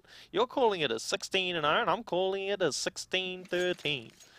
If I'm calling anything, it's hopefully going to be the pistol round in a minute, because I don't want to blow my own trumpet too soon. I'll be very honest with you. Either way, this will do it. We will be getting into the first round here. Yeah! We may have been slightly delayed, but let's get this going. We'll be Sterling on the kit and the smoke. 4 USPs, 4 sets of armor. Extra, we will be seeing Legacy. Lacour's gone for that utility, and it will be quickly all 5 T-side players into these B apartments. We've got 2 CT players on short. They're ready for the B play. This is going to be awful for the T-side players who execute onto the site. Lovely little bit of work there from Urkas. He picks up one. Soju gets one back, but we're seeing Big Dick going hard already. Gets double. Urkas onto his second 3 for Urkas. 2 for Dick Stacey. Sterling the only man to fall. And Grayhound, they just want to come out swinging. Yeah, we highlighted the right player this week. Urkas with 3 kills on the pistol round. That is one way to start the match. He is on fire! Come on! Now we're going to get into the buy round. It looks like a full save, which we were talking about earlier. Not even a pistol or armor to go with their Glocks. This could be a walloping with these SMGs. Yeah, but I doubt we'll, as we see, like I say, they're not going straight into that 5-stack in any specific area, so it's unlikely that we'll see a 5-stack ace on one of those SMGs. As we do see Urkas pick up that first frag onto Stat. Sterling is going to be holding down into unders. That nade is going to absolutely chunk Blitz. Soju will fall at the hands of Dick Stacey. And we're already like in the 3 versus 5. Dexter cleanup work. Sterling and Mal to pick one up each. That's actually beautiful. Each player picks up a single kill in that round. Yeah, well, I mean, that was an example. I mean, that Palace player got dinked in the head with a Glock. If that was a P250, that would have been a kill. So that's a change in the economy. I mean, that has affected the game. We see a lot of these Glock plays now. I mean, that's going to be interesting going forward. I hope we get some of these 5-man stacks with the Glock early, like later on in the game. But it looks like the T-side players are going for an early A execute with a full stack of AKs. Full stack AKs, as you say, they had that full eco in the previous round. And what I do believe now could be an absolute annihilation. Malta's puts him into Palace. He picks up one. He's flicks onto the second. My lord, he didn't deserve either of those, especially with Dexter falling so early. But the man's picked up the bomb. He's got control of it. He smoked them off. The players have managed to make their way out onto the A site. It does see Dick Stacey fall, but Urcast, this flash pushes through the smoke. Almost would have caught LaCour there. But LaCour has just hidden back in the corner. The problem for the T's is that they have to go get the bomb. Sterling is already on that hard flank. And this could be, whilst I suppose Legacy do have the AKs, Urcast is going to fall now. This is entirely plausible that Legacy win this. It's 3 versus 2. Malta is heavily tagged. But if there's one man I want in this situation, he'll be the one ripping heads off. Now they know that they can push into the Palace area. He's going to peek out and pick up one. Oh my lord. Come on, man. You know you can do this. This nade can actually chunk down as well. But no, he's just going to back away. Both players essentially need to double peek him here. Don't give him anything for free. And oh my lord, the man peeks out. LaCour will pick him up. And goodbye, Cheeseburger. Yeah, I mean, they weren't expecting 2 players to be pushing Palace, and Malta picked up 2 frags. That was just beautiful work, but it was nice of the T-side players to not automatically switch and go for that bomb. They understood that they had the A site, and that 2 players would be isolated. They managed to pick up those 2 frags, and that was it. 2v1 against Malta and Palace, and they managed to trade it out and win that round. It was a great round from Legacy. But we see a full buy from the CT players this half, and we got an AWP on Sterling, so that's going to be a force to be reckoned with. Yeah, that'll be Dick Stacey moving back over towards B site. He picks up one. He's going to follow the hands of Soju. The flash does catch him out. Shots from short from Urcast, but it's not going to connect. But shoots his own player jumping down on him, and the bomb has gone down for free on B. The question now is that Sterling, he has the AWP, but he's a glass cannon. He has essentially no armor behind it. He's got a little bit of utility. There is no kit visible on this CT side. Malta has managed to drop Soju to give them a way back into this. Well, this is really interesting. They've given them a lot of time with this after-plant scenario. Be interesting if they can make it work. Malta getting the site, but Blitz is going to be making a play. Sitting on the boost spot. It's going to be stack cleaning up from apartments. Urcast peeks around. He picks up one. He's looking for that final frag. He knows he can't defuse the bomb. Can he save the AWP? He's just going to try and hide in the corner. He survives with 69 points of health. We do see the final player go down. And Legacy even up the scoreline nice and early here. These rounds are close. 2 each. Legacy are doing work, winning the last 2 rounds. I mean, that's going to be a boost to their confidence. They want to win. They want to come to Auckland. They want to compete on land. They want a piece of that 5K first prize too. I mean, they're in for it. They can do it. But here we go. Let's see if Urcast can get that AWP going on the CT squad. Yeah, I'm keen to see if he can hit a couple shots here. It'd be beautiful if he can. But already, Grayhound have pushed the player up into Palace. Urcast playing extremely aggressive with this AWP. It's not very often, well, not often you see him on the AWP, but oh no, he doesn't hit that first shot. He re-peeked. My goodness, the aggression. He's trying to re-peek this multiple times. He still manages to get out with his life. That re-peek was pure anger that he missed that shot. He went back to try and gather it, but he couldn't get it. Unfortunate, but here we are seeing the T-side players almost onto the B site, but they're going to be running into a complete stack. It'll be interesting if they come through here. Urcast getting the first frag will help them out. Indeed it will, but the shots coming through. Urcast does pick up one. Lonsdale, but it's combining. Urcast gets a second. Peeks around, looking for 30, drops Soju, and now it's Malta in the 1 versus 2. Lovely work from Urcast to set this one up. But Malta, a 5-7, this thing can do a lot of damage, especially a nice little dink, and all of a sudden, Legacy could be missing both of these players, but sadly they are all on full health. Stat, I don't think he actually got that jump spot, so it seems as though Malta is going to be going unnoticed for the moment. Spots out, and oh no, he heavily tags Lonsdale, and it's so unlucky. Drops him to 8 points of health. Stat dropped to 70, and Legacy will take the lead. Well, we're seeing some missed shots from the Grayhound Gaming lads, and we don't normally see that. It's interesting and it's influential to these rounds, but I mean that was a massive play from Urcast on the B side. We don't see him with the AWP that often, but to get 3 kills defending it, that was beautiful work. Put a lot of pressure on Legacy, that's for sure. Let's be honest, sometimes you just end up, you know, you get dropped the big green, and all of a sudden you just go ham with it. And then people are going, why don't you AWP normally? And you go, well, I don't know. I think I'm hacking at the moment. I think he would have been riled up after missing that easy shot on B-Horse. But here we are. It looks like both teams have good economy at this stage. The utility is a little bit down on the CT side, but they're set up in a nice default here. It'll be interesting to see what the T side players can bring into this round. We've got a lurk player in the Palace. CT players are pushing A main at this point, looking for information. And we're just going to have to be a little bit patient here as these T side players are just looking for information. Absolutely, smoking off into connector, just trying to slow down any push that may come from these Legacy boys. Smoke's coming over from those B apartments.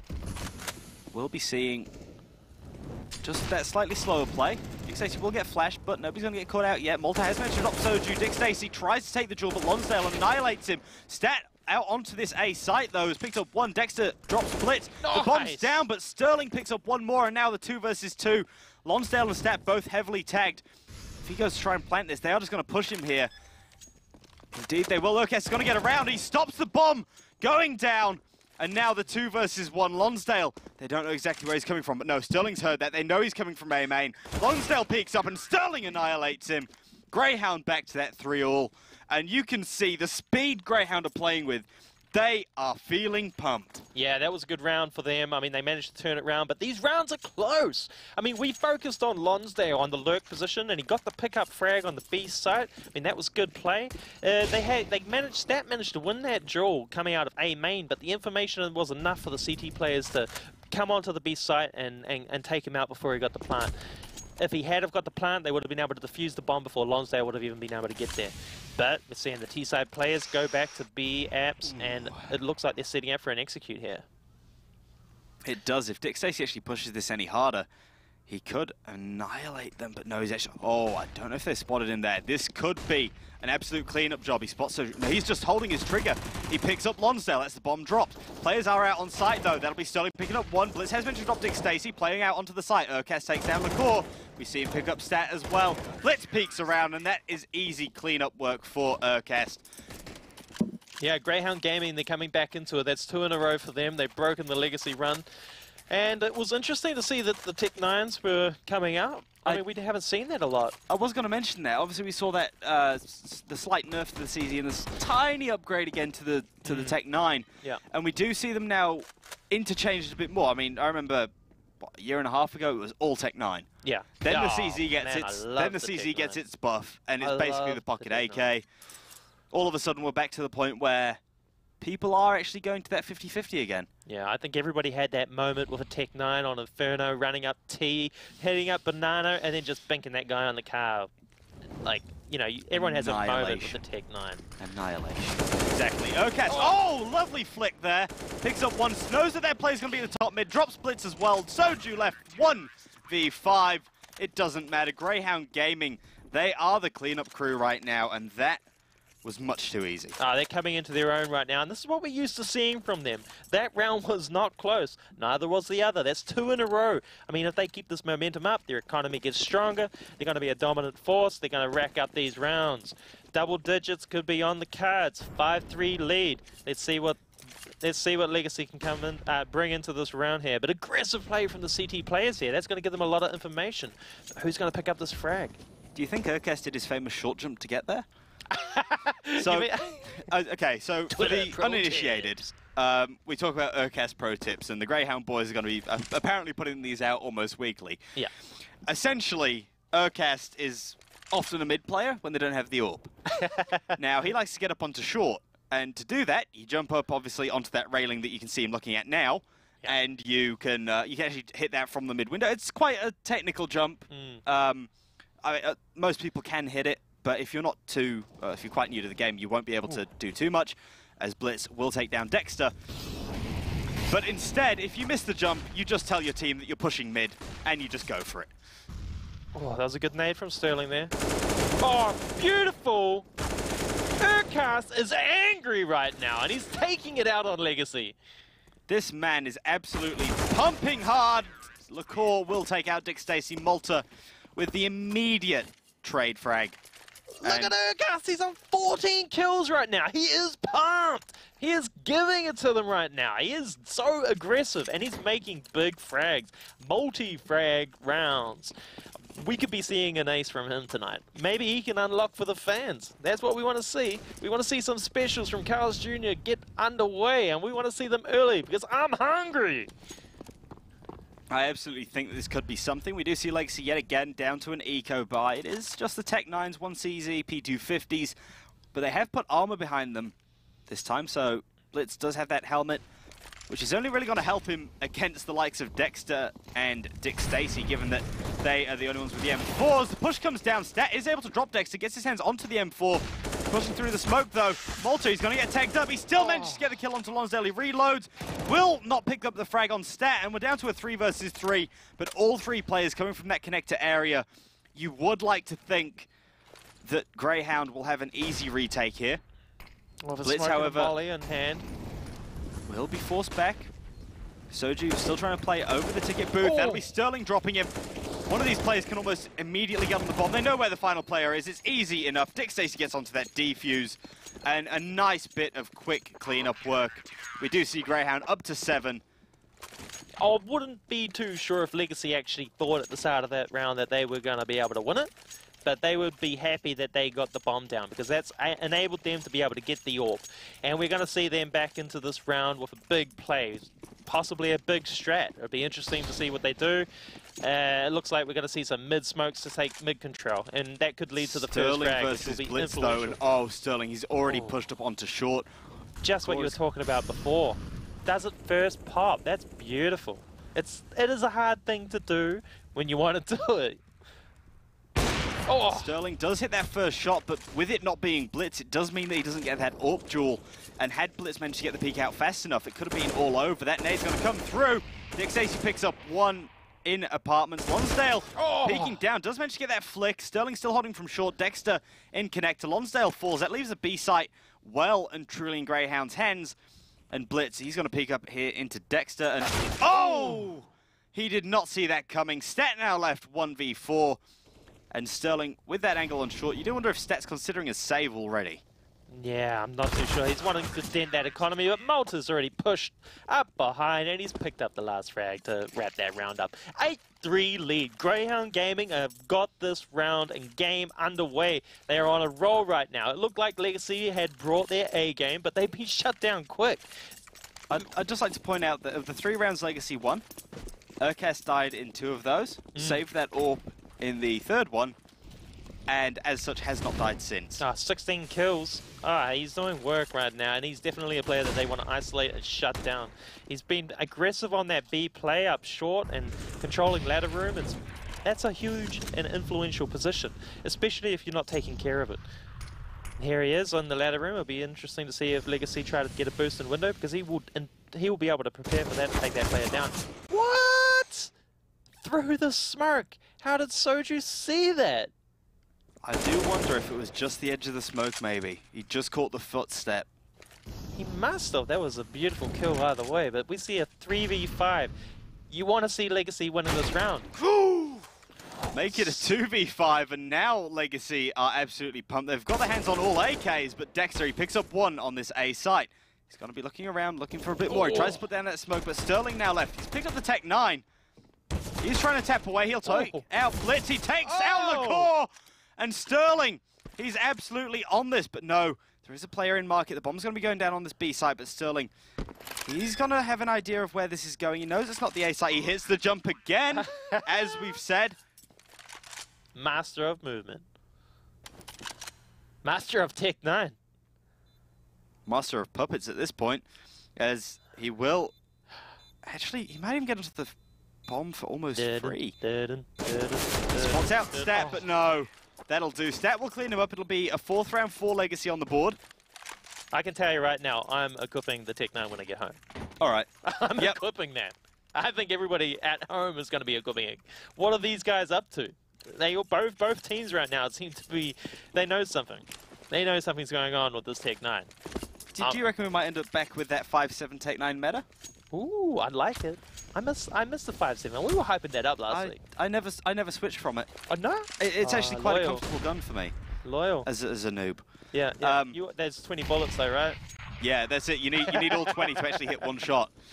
That's the problem. See, that's the thing. You just don't tell Tom that before we go into that 1v1 aim map. Oh yeah, don't give away any secrets, mate. Shh, keep them hush hush. Either way, it's going to be a slow play here from Legacy. They haven't tried to take any early apartments approach. They will be pushing Soju up now. They are trying to keep a hold of that mid presence as best they can, but Dick Stacey, that incendiary is going to hold them back. Nice bit of work once more. Players haven't got much control on mid, but they've got Urkas in that ladder room. Is he really the player they want to be running into? They're going to have to pick up this frag on him if they want to be able to win this round for sure, and he gets the kill! That is good work. Oh, Blitz will leg him. But Urkas still going to survive. Will be a push onto short. There we see Blitz has dropped Urkas. Soju takes out Dick Stacey. And we're down to that 3 versus 4. That Molotov going to bounce beautifully, but no. Won't catch the players out. Lonsdale will drop Dexter as he jumps through the window. Sterling has that orb. He'll be looking for absolutely anything, but no. It does seem as though we'll be backing out. We'll be trying to save these weapons. And that's going to be 5 rounds for Legacy. That's good. That's good. 5 rounds against Greyhounds on the T side of Mirage.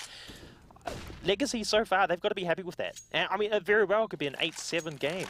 But, yeah, no, Legacy, Blitz is making some big frags on that B site, and that seems to be working for Legacy right do now. it, Malta. Oh! Blitz annihilates him. You feel bad for Malta there. He knew he was there. He tries the best he can. He tries all that little bit of work, but nah, nothing comes of it. And Sterling left. Does manage to save his AWP. He's not going to get pushed. Legacy do pick up that 5th round. Now, do they turn this into a 6th and a 7th? Or do Greyhound capitalize, maybe get a 9-6, 10-5? I don't know, but 17 kills on Urkas right now. I mean, that player highlight was spot on. But here we see both teams with a full buy, and we see another B play from Legacy, which, you know, I mean, you'd expect the CT players to expect it, but this is a fast rush, and it is not getting shut down. Dick Stacey is not ready for it, but he gets the kill. Urkas is ready. He picks up 1, he picks up 2. He's looking for a 3rd. Blitz with the AWP trying to find something. Sterling is going to drop Lonsdale, and now Blitz left 1 versus 3. The man's got no idea he's getting flanked from behind. Dexter will annihilate him. A 9th round for Greyhound. And the best part is, you could tell the communication. He knows the amount of flashes coming out. He knows the fact that he's staying full white, that the entire team is going to be there. You see Dexter, he's immediately on that flank. It's just a beautiful call, and Urkas on 20 frags. 20 frags. That was a massive 3 kill from him. I thought it was a great play from Legacy, but he shut them down. He's doing work, and he is angry, and he's going to be hunting for more kills right here. He indeed is, but LaCour will pick up 1. Blitz takes down another. Dick Stacey does get that frag in between. We got a 4v3 right now. The T-side players have the advantage. They've just got to be able to get the information to decide where they're going to go. Indeed, as Urkas will drop Soju. Brings it to that 3 versus 3. Lonsdale does a lot of damage, does take down Dexter. And this is where we find out. Is this going to be a 9-6? Is this going to be a 10-5? Sterling will annihilate Stat. 2 versus 2. There is no mid presence at the moment. And the bomb will be moving out onto the A site. Sterling's backed away, so this could be a free plant. Blitz he's got to get this down before CT player gets into position. Indeed. Urkas wasn't too sure exactly where he was going. Urkas could get caught out in mid. No, he drops down. He's just got the time. That nade. Could catch him, and Blitz pushes down connector. This gives Sterling all the information he needs, though. He can get over the top. Doesn't hit that first shot. Doesn't actually shoot. He could just jump on the bomb. Oh my gosh. Oh, he knows where he's coming from. He doesn't. He's got a kit now as well. It's all Ogre. And Greyhound, well, 9-6. It's not bad. I do think that it was a beautiful half from Greyhound. We saw them come out fast. We saw them just want to get this game done. Yeah. And I think that's the key. We've not even seen the clock getting close to that sort of 10 seconds that, you know, the defuses. You know, we're not seeing some extremely tight timed rounds. No. Fast players. It's good. Nice. It's entertaining Counter-Strike. And we see Urkas on 20 frags in the first half. Can he drop the 40 bomb? If he drops a 40 bomb, I will be absolutely amazed. Well, I mean, I won't be amazed. It's Urkas. But I'll be extremely happy. Yeah. Like, the man is a legend. He is a legend. He is an absolute stunner of a player. A huge asset for Grayhound Gaming. Oh, he's a beautiful man. He is. We should probably, you know, I don't think we should go too in depth as to how amazing Urcast is because, you know. Did you get to meet him while you were over in Australia? Yes. Yeah? Met him in Malta while I was over in Australia. Oh yeah. Had a quick chat about the Hawaiian shirts and all the beautiful, all the beautiful normal stuff as you would when you're talking to anyone from from Grayhound. Grayhound. Did you get some fashion advice from him, or? I didn't get any fashion advice. I kind of just really wanted to, you know, I kind of wanted a hug, but I was like, he's a bit out of my league, so I just won't go there. All right, okay. So, you know, apparently we missed the entire pistol. Wow. And Legacy took it. Hey. In any case. So we missed No, sorry. Grayhound won the pistol. My bad. I completely lost it there. There was the bug, the recent bug, which leaves the scoreboard on top. Hey. Not a problem. Not a problem. It was probably something amazing anyway. Urcast probably got all the kills. We'll just say that. How's that sound? Well, that's 10-6 to Grayhound Gaming, and that's a good start for them to wrap up this game. I mean, they're underway here, and I think fans will definitely be enjoying their position at the moment. Going ahead towards the 16-6 goal right now, will we see that, do you think? Well, I mean, my initial call was a 16-7. Was it? So, well, my initial one before I went 16-0. Oh, yeah. You know, it was initially a 16-7 call. Yep. I believe we heard a 16-9 from yourself or Tom? Oh, I was 16-13. I tipped it to be a lot closer than this. Jeez. Well, you've got a lot of confidence. But, you know, I'm not saying I'm not confident. I'm actually kind of hoping this goes well. As you see, LaCour tapping over that P250 will drop Malta, but the B site is wide open. Dick Stacey will be planting the bomb for the short side. And in this 5 versus 4, the retake definitely come through, but there is no kit on this Legacy side. They've got very little utility. They've got that single flash on Blitz. And you do wonder if this will be quick, easy cleanup, given that not a single player has a helmet. They are up against 3 AKs and a Galil. LaCour is just going to keep peeking around that corner. Okay, so he doesn't care. He's just expecting the possible boost. LaCour hasn't managed to get his hands on a weapon either, which is a little bit unlucky, given that he did kill that player on short. Legacy just saving what they've got. Yeah, no, they're choosing to use these pistols next round. It is so hard to make that 5-man stack work on the pistols. And you want to do a 5-man stack because, I mean, what chance do you have against rifles, right? You want to be able to outnumber them or at least get into a 1v, like, one-on-one duels. So if you're 5 versus 5 at the A site, all the T side players versus all the CT side players, maybe you can come out on top. But here we are, 11-6 to Grayhound Gaming. That's a great lead for them. On the T side of Mirage, seeing smokes on mid and a fast play to get map control. Notice Urcast has just opted for a P250. This man knows that they're not going to have much in terms of weaponry. And I don't know if this is a Dexter call or an Urcast call, but it's a good little, I suppose, a good little bit you can factor in. He's just stuck with that P250. He's dropped the Galil over to Malta. And they're obviously hoping that maybe Malta will do a bit of damage. They've gone for a 4-stack on this B site, which could see Malta drop early yet again. Soju has pushed hard up through the A main side, and it does look as though Grayhound will be walking into this 5-man stack on B, but Urcast, he picks up that first frag with a P250, looking to get a bit of damage off. Malta and Dick Stacey combining, we see 2 more players fall now, Stat and Soju. Stat peeks out, Urcast with the P250, drops 1, and it's just going to be Soju on that hard flank. The bomb will get planted. Our man, our hero, Urcast, doing work. He is a machine this game. He is a man on fire. He is flying and taking down everybody. He cannot be stopped, and I don't think anyone on Legacy is capable of stepping up at this point to take him down. What do you do? Where do you go? If he's everywhere. He's got a P250 in his hand, and he's still destroying you. Yeah. It's going to be hard. I mean, I think that he's dropped 24. He's in a decent fragging mood. We need some set weights and penalties here. Far out. We need to put a handicap on. By the way, push coming into mid. Oh, Dexter full white, but still annihilates Blitz. He's managed to push right underneath the smoke. Stat hasn't spotted him. He'll back away. He could die. Oh, no, he does get that flick onto Dexter. Malta will pick up the final little bit of damage onto him. And the bomb trying to come out A main. Urcast just going to keep giving that little jiggle, trying to get a bit of damage off. Malta knows that Soju is there, still peeks into him, but can't win that duel. Nade, flash goes over, and the bomb plant will come through. Nade goes through the smoke. Actually blows. Oh, lovely work there from Sterling, expecting that. And he's going to force the plant this time. Now the 2 versus 2. You have to say that the health favors the Legacy boys a little bit more. But knowing where they're coming from, Sterling does pick up 1. Lonsdale gets the immediate refrag. One-on-one versus Superman. Who's got it? Urcast must get this frag. He's going to spot Lonsdale. And oh! Lonsdale will pick up the frag. I actually thought that was entirely in Urcast's hands there. I thought Crosshair was placed perfectly on his head. How unlucky. I mean, that's a massive play from Lacour to clutch that out. Whew. Whew. Right now, Legacy. Whew. Whew. I mean, you see Urcast in a 1v1. I mean, you're scared, right? You might be starting to doubt your teammate. But he bagged it. He got it. It's another round on the board.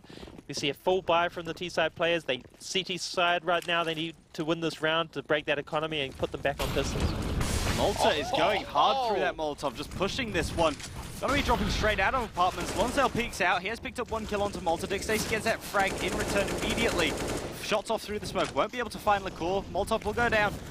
Knows where Blitz is. Gonna peek around the outside. Will be able to pick up that frag as well. 3 versus 2. Dickstacey and Dexter have, I believe, about 20 points of health between them, if that. And the 2 players remaining on this Legacy side have full HP. Soju pushing from short. That nade could do a bit. Oh, Dexter manages to get around the smoke, but will fall at the hands of Soju, but does drop into 12 points of health. The bomb plant will come through. Dickstacey will be able to back away slightly, but Stat coming from behind. He's going to spot out. No. Oh my gosh. Beautifully. Will spot out Dickstacey. That gives it away, though. Sterling just holding in apartments. Will drop Stat. Given away. Soju. This is going to be absolutely crucial. Who peaks first? Who loses that 12 points of health? Who loses 100?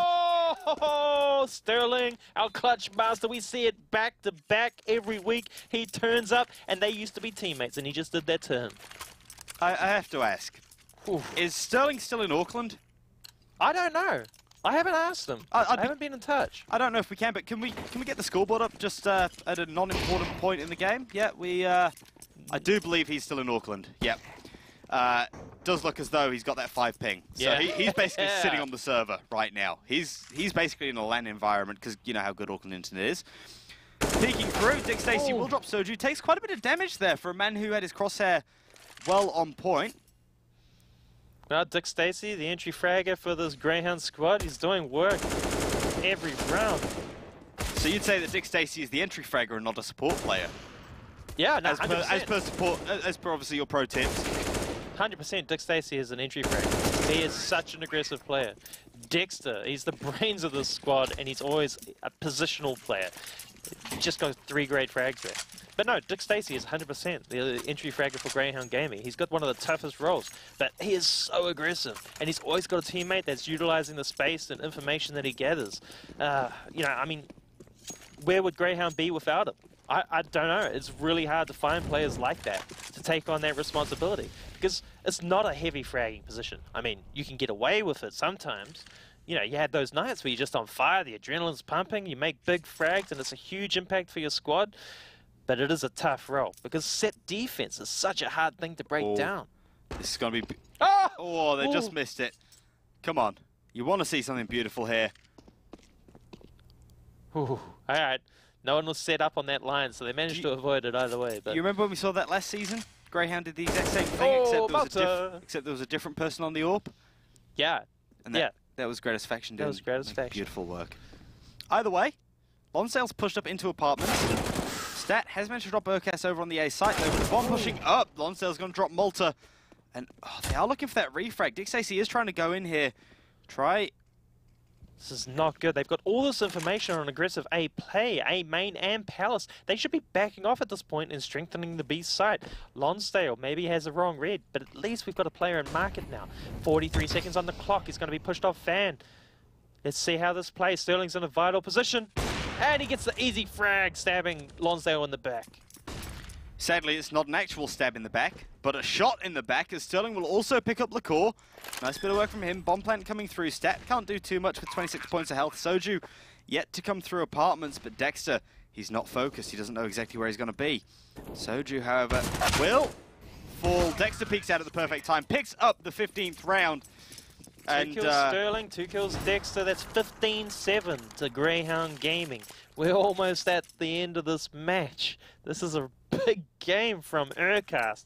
We see Sterling stepping up once again with the AWP. I'd say it's fair to say he's beating Blitz at this AWP game tonight. I mean, look, all I'm saying is the first thing I called was the 16-7. Please, look at the weapons Legacy have. It's got to be 16-8, isn't it? No. You called it, mate. I mean, that's going to be a grenade fist pump after this if you get it right. Well, I really do hope that this will go in Greyhound's favour, as they have got a 5-stack into mid. Players getting aggressive up through apartments already. But Urkes is ready. He has to spray, but he hits the headshot onto Lonsdale. It will just slow them down that tiny bit. Oh! One tap. Let it up. Beautiful. As these players will now try and push towards B. Dick Stacey peeking up into the ladder room. But you do think that at this point, Greyhound 15-7, 3 players alive. I mean, you're fighting for your life. You're fighting for your spot in the finals. Can they turn it up? No, another... Ooh, a kill for Soju. That's a good frag. Can he turn this game around? Can he bring his team back into it? I almost feel bad for him because I think that frag has literally just said, all right, Greyhound, go push B instead. Oh. Indeed they do. Lacour does manage to pick up one, but it brings us to that 3 versus 3. Teammates still on the A site as well as on a hard flank. Lacour's rotating through and looking to pop. Oh my gosh, I don't understand this. You've just put Lacour unders instead of just letting Blitz go unders from where he was. I'm not going to question it. I'm not the mastermind behind this Legacy side. Sterling, however, may just be looking to mastermind some frags. Lacour will drop him. Come on, another. Oh, he's not ready for it. He's going to get capped. Urkes picks up one. Dick Stacey drops Blitz. Now the 1 versus 1. The 1-tap wonder. 1-second wonder. That will do it. Dick Stacey hits the final frag. 16-7. Greyhound. You know what you owe me? Oh, hey! Boom! Okay, we need some practice on that. We need a lot more practice Greyhound on that. don't need any practice. They put away Legacy in a big way. That was great fashion from them. That was an easy 16-7. That was a great 16-7. Either way, I think that was beautiful. Yeah. I don't know what more I can say about that. It was we talked about Urkast. Yeah. He was absolutely amazing. He was a star player. We listed him, and all of a sudden he comes through. It's a positive sign. Dick Stacey with that 1-tap in the final round was just on point. Yeah. You looked at Sterling. Even he dropped, I think, 20-odd frags. Yeah. It's just a beautiful sight to see when Greyhound are on Legacy with those SMGs late in that game, I mean, that was massive from Lacour to even make it that close. Like, how did he do that with the MP9? That is dirty. That is real dirty. Yeah, it's basically filth. Yeah. But there's not much we can do. Yep. But either way, talking about dirty and downright disgusting, we're going to throw it back over to Dallas and Tom. Oh, mate, you need to look in the mirror, eh? Thanks very much for that, lads. And game number 1, out of the way there, Tom. How do we feel about that? Yeah. Greyhound Gaming picking the win, 16-7. I mean, the Silver Dogs pulling through, but I wanted to see more from Legacy, man. It's a bit disappointing, eh? To be honest with you. It's sort of the same old from Legacy, you know, you see a bit of promise from them, you just really want to see more from them, but I'm just not seeing it at the moment, which is a tad depressing, but yeah, the Silver Dogs pushing through. Yeah, not the result that Legacy were looking for, getting taken down there by Greyhound Gaming. I believe they are going to be out of the running now for a top 3 spot in the tournament, but I mean, they can definitely give themselves a pat on the back with their performance this season, because they're just slowly getting better and better and better as a team. I mean, can't wait to see them in Season 3. Yeah, exactly. I'm sure they'll be around again. They're a stable, solid team who want to put in time to the game and improve, and they've definitely done that from our first season in LPL, so hoping Season 3 they come back and can put a bit more in. Yeah, definitely. And I mean, you know, we saw Lacour as well coming into his element there in that game, you know, MP9 machine. Yeah, maybe you should just SMG it up a bit more, but don't worry about that sniper, you know, he just seemed to just leave that there and just go for the Hail Mary with the MP9, but you know, I think he started to play a bit better the last few weeks, so maybe once he finds his feet, he might start to see a bit better. Yeah, and I mean, before we talk about, you know, Greyhound a bit more, For the side of Legacy, you know, do you think what changes would you make, you know, coming out of this if you were their coach? What would you recommend? You know, do you think it's a roster change? Do you think it just needs more time together? What is it? I mean, like, it sort of depends what they want as a team. Like, obviously, as a team, they're going to want to keep pushing forward, Maybe some W's? like, you know, getting wins. But you sort of have to be realistic at some point as well. And with like the lineup they have, I feel like they're sort of at the level where they should be in the scene. You know what I'm saying? Like, they're a good, solid team, but to really take Chiefs and Greyhounds and Tainted Mines on a consistent basis and not just compete with them like they do, but actually pick up wins, I think they might have to change their lineup a little bit and maybe tinker with it a little and bring in a bit more firepower. I mean, and now on the topic of Greyhound, you know, Aircast, this is out to you. You must have been listening to us there, because what an absolute performance coming out from Aircast there. Yeah, Aircast is sick. Like, I love watching Aircast play. He's an awesome player to watch. Just the way he makes things happen, it's awesome. And then he's always hitting those beautiful headshots. Yeah, the pistol round was an absolute thing of beauty, wasn't he? Just made it look so clean. Yeah, just sliced through them like butter. Yeah, he's really crisp. I like watching Erky play. Yeah, well, speaking about teams I like to watch play, next up we are going to be having game number 2. It's going to be Chiefs taking on Tainted Minds, undefeated this season. You think Chiefs can do it? I think they can, but I think they won't. It's definitely possible. I would say they're probably the 3rd best team right now, even pushing for that top 3. You know, they can pull anything out on their day, so they'll be confident going into it. But I think TM have shown this season, in our LPL season, that they have been the premier team, I think, so far. So hopefully, well, not hopefully, but I'm thinking that it will stay that way. Yeah, so Chiefs with the new addition this evening. It is going to be Tux, well, the re-addition, we should say, coming back to the boys in blue and white. Texter, Moe, and Frequent Flicks, and of course Tux in the mix as well. You know, stronger looking team on paper. Yeah, no, exactly.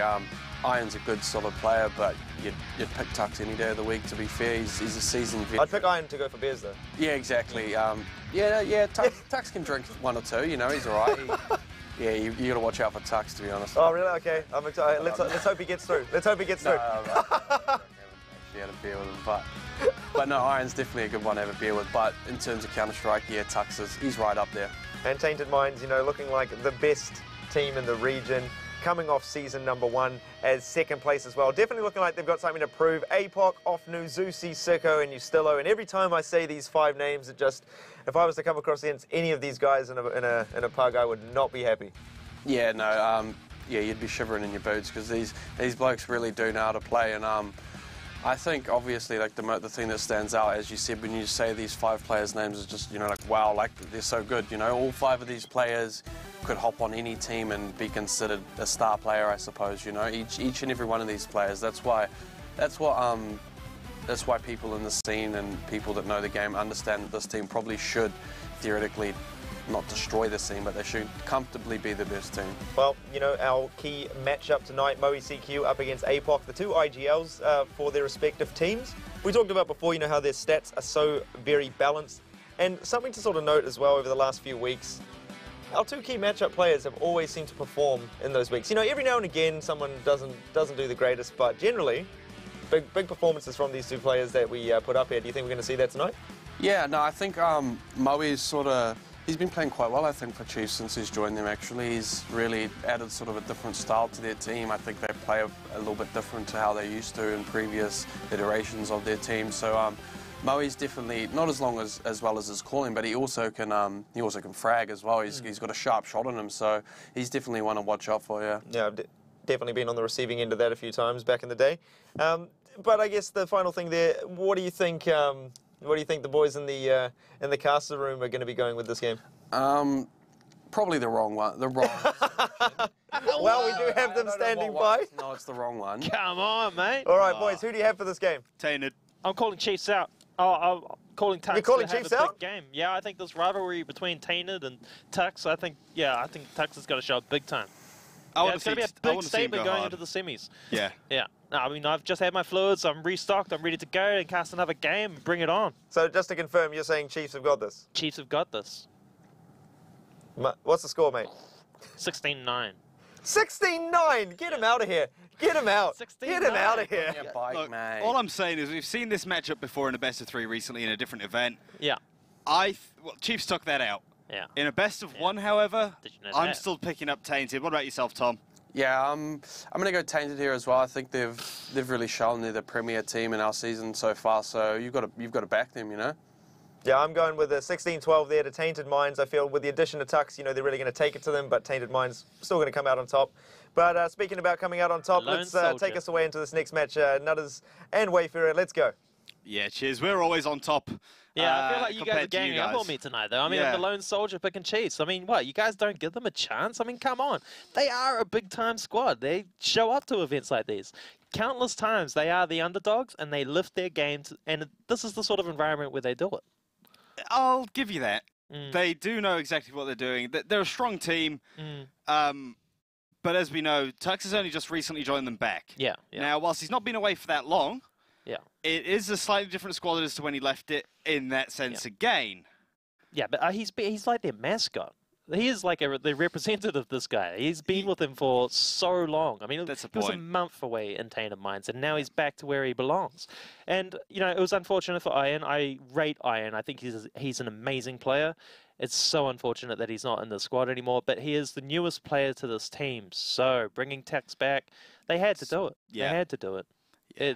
They just can't lose him again, though. They got to hold him on. They got to put him on a contract and lock that up. Well, that's it. You know, you think about a star player, or you think about someone that represents Chiefs in any sense of the word. You think of Tux. Yeah. You think, with how long he was with them before, Yeah. you think about all of his brand promotion that he does. Yeah. You think of Tux, you think of Chiefs. You think of Chiefs, you think of Tux. Yeah. It's just sort of it's that combination. Yeah. And when I heard that he was going to Tainted Minds initially, I was like, this is a massive loss for Chiefs. Oh, it was a huge pickup for Tainted Minds. I mean, that Yeah. squad is a superstar team. It still is. Tainted Minds is a superstar team. We can understand why they made that pickup. But, yeah, I mean, you know, maybe it's all about balance this game as well. We talk about role-playing. Is Ustilo actually the right fit for that squad to make the other players, you know, bring out their best? Maybe not. But his star caliber should be overwhelmingly good. Should overrule all those odds. But Tux back at Chiefs, it's good to see. I mean, they got that win against Tainted Minds just recently. That's a positive sign. And, you know, there's rage in their bellies, and they're bringing it tonight, I reckon. They're Yeah. Chiefs. I'm Chiefs all the way. Let's go, boys. So by my understanding, we do have Mirage again. Ooh. So I'm actually kind of looking forward to this. I do think that if you want kind of a Puggish-style map for these two teams to play each other on. It's a neutral map. In a best-of-1 series. You know, every team in Australia and New Zealand are good at this map. They know all the executes, they know all the strategies. It's more about reading your opponents, getting those entry frags, and winning those afterplant scenarios. Mirage, yeah. I can understand why they went with Mirage, because there's so many maps to fair. Like, you know, Tainted Minds on Overpass. Oh, do we argue about going on to Train? You do not touch Nuke at all. Yeah. That's it. You know, you think about old Chiefs lineups, they were amazing on Train. You wouldn't think about it. You look at Nuke and you think, any Chiefs lineup has been good on Nuke. Yeah. At the same time, if you wanted to see an extremely close game, I feel like Nuke would be the map to go to because it might end up in overtime multiple times. Yeah. But I don't think either team really wants to risk a bad day on Nuke just for the sake of staying in the top 3. Yeah. So what was the score prediction for this game again? For me? Yeah. 16-6 to Tainted. 16-6 to Tainted. I mean, we've seen Tainted go on some massive runs recently and unlock a few specials for us. But I don't know. Yeah, I think Chiefs are going to be bringing it. I'm looking at Texter. I'm looking at Tux. I'm looking at those two lads having a big game and performing and bringing their best. Well, I suppose the key now is, do we consider that there's going to be a massive AWP battle in this one again? You're going to have Infrequent, most likely taking on Sicko. Yeah. Is this going to be a key matchup? Yeah. Yeah, well, just for everybody at home, just remember we got 3 Kiwis in that Tainted Minds squad, so they have a core New Zealand team, which is epic. We've got Ofnu, Zusi, and Sicko. We're on scoreboard, he's S1. But you got to watch these guys tonight because they will all show up large and they're influential players for this team. They're going to be like making highlights and just, yeah, orgasmic to watch. Either way, we will be getting into the knife round. Just a reminder, none of these count towards our Carl's Jr. deals. As Infrequent and Tex to pick up a couple. We do see a team kill come through, and oh my lord, we're left with Ustilo and Tux in a 1v1. Mama, Tux! Yeah, I told you he's going to come out big, and he's come out big early. Let's go, boys. Bring on this pistol round. Let's fire up. Let's fire up. You sound pretty pumped. I am. That is good. I'm always for the underdog. I want a good story. Oh, so now you're calling them underdogs, even though they've beaten them in the recent times. They're definitely the underdog. I mean, they're upset potential. I mean, Tainted Minds are going to be going into this as the favourites. Yeah, they've got a huge fan base. People are going to be calling them on to win this game. But you know what, Chiefs, they can do it. They can do it. I believe. I think you're losing it mentally as well, I think. But at this point, that doesn't really matter. Likely. We've seen Infrequent. He's going to push down into Wonders. APOC and Sicko both looking to peek into him. Sicko's going to give him a little bit of action. But instead, he's just going to be able to back away. He takes a lot of damage. Will get a little bit more off. Texas picked up one. Moe and Flicks both drop as Sicko, Offnu, and APOC combine. Texas gets another. Gets a third. There we see Tux. Bomb's been planted on this A site. Texter peeks over the top. And my goodness, the damage comes through. Zeusy will drop Texter, and Tux now left 1v2. Taps away and drops Sicko. Zeusy now left, peeking from CT. He's given away his position very early. He puts the smoke down. Tux is just going to push this. He's going to get up close and personal. But Zeusy, easy cleanup. Tainted Minds will take the T-sided pistol round. Wow, we saw the angle play from Zeusy. He played it smart. Tight position to get the headshot. He capitalized on Tux coming around that corner. It was a big effort from Texter and Tux to make that, you know, increase their chances of winning by making those kills, but it just wasn't enough. But here we are with the pistol play from CTs. They're going to opt to do like a default play. It'll be interesting if they can capitalize in any of this and get some kills, but T-side players just running a small mid-control late default. And this is looking like it's going to be a slow round. Tainted being careful not to make any mistakes. Yeah, the key for Tainted is that these pistols, a couple dinks to the head, and obviously you do go down pretty quickly. Especially when you do consider that you're now holding these rifles. You see one tap, we see Ustilo drop to 63 points of health, and they will have picked up that there's at least possibly 2 players on that B site. Tux takes a little bit of damage, as does Zeusy. Offnu peeks around, but it'll actually be Zeusy dropping Tux, peeking out over towards Ticket Booth. Ned goes down, shots come through. He does manage to tap Infrequent's head off, now leaving these 3 players to rotate from the B site. We will be seeing Sicko pick up Flicks, now Moe and Texter left in a 2 versus 5. Sicko picks up Moe. Texter, almost gets the damage off, but Sicko picks up a nice 3 with the MP5. Wow, clean round for Tainted Minds at the moment. They're doing their job and they're wrapping up these easy eco rounds. 2-0 lead. Let's see if the CT squad and Chiefs can bring their guns into this round and get a win on the board. Yeah, Tainted are going to stick with their weapons. Chiefs will play out the 5 M4s. They don't have a single kit though. And this could be absolutely crucial given that they do have plenty of smokes, a couple of flashes, an incendiary and a single HE. Oh, sorry, 2 HEs. But those nades will go down, and Moe, heavy chunk down to 40. Very lucky that he didn't just get annihilated by them. No, he took a lot of damage there. That was great information play from the T-side players, spotting him there and using their nades to get him. Gonna increase their odds of winning this round. But it's very much a frag or die round for these CT side players, as they do not have a kit to be able to defuse the bomb if it goes down early. So they're hoping to be able to win these duels, and it looks like we're seeing a little bit of mid-control here. This Molly sitting on Tux might isolate Sicko sometime soon, and here we are. Zeusy getting into a duel in mid-connector. Yeah, Zeusy is going to peek around. Flicks, no, he's got the upper hand, no. Zeusy does manage to spot him out and peek him. Smoking off that jungle area. Sicko's managed to drop Tux. And my goodness, he's making that MP5 do some work. Texter holding towards stairs. He's going to be able to drop Zeusy early. Players trying to push out of Palace. We'll be seeing Offnu tag down heavily. Shots through the smoke. Could see Moe drop as well. Just through the edge, it will be Sicko. Leaving this 2 versus 4. Infrequent and Texter. I don't have too much faith in these boys to pull this off with no kit. And very little work to be done. But no, they've brought it back into that 2 versus 3. Now, this is a lot to ask from them, especially without the kits. They're going to be looking to save these rifles for the next round, but the T-side players already understand that. They're already controlling window room and jungle, and this player often is quick to switch to the B site if they manage to get through. Yeah, he's expecting them to push around, and he's essentially there to cut them off no matter what. Shots coming through from that mid-death hole. Infrequent will drop off in the end, but it will still leave Tainted Minds 3 rounds up, 2 players on the board, rifles in both of their hands, and Chiefs with a slight economic issue. Well, starved of economy, that's for sure. They're not going to be able to get an AUP or be able to boost their economy, their rifles or utility or anything. So a couple of P250s and a CZ, it's going to do... I don't think that's going to have any effect against Tainted Minds. And Tainted Minds, they're going to be happy with 3 rounds so far on the T side. Sorry, did you see Offnu's ping? No, what was it? 1. Either way, Flicks coming through, he gets us the knife! Beautiful work! Gets us some free food nice and early. Oh, the man! That is some absolute top-level BM.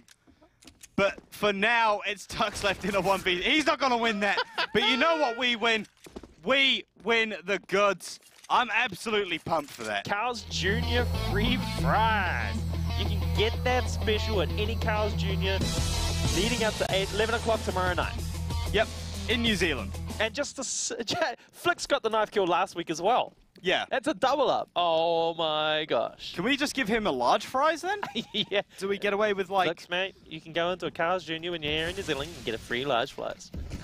Yeah, be absolutely beautiful. But in saying that, we do still see Chiefs lose the round, and Infrequent, lovely shot. He takes the flash to the face and still annihilates Zusi as he attempts to jump across top mid. We'll be seeing Tux pick up 1 as they attempt to push out of apartment. They'll get a little bit of damage off. Ustillo will drop him.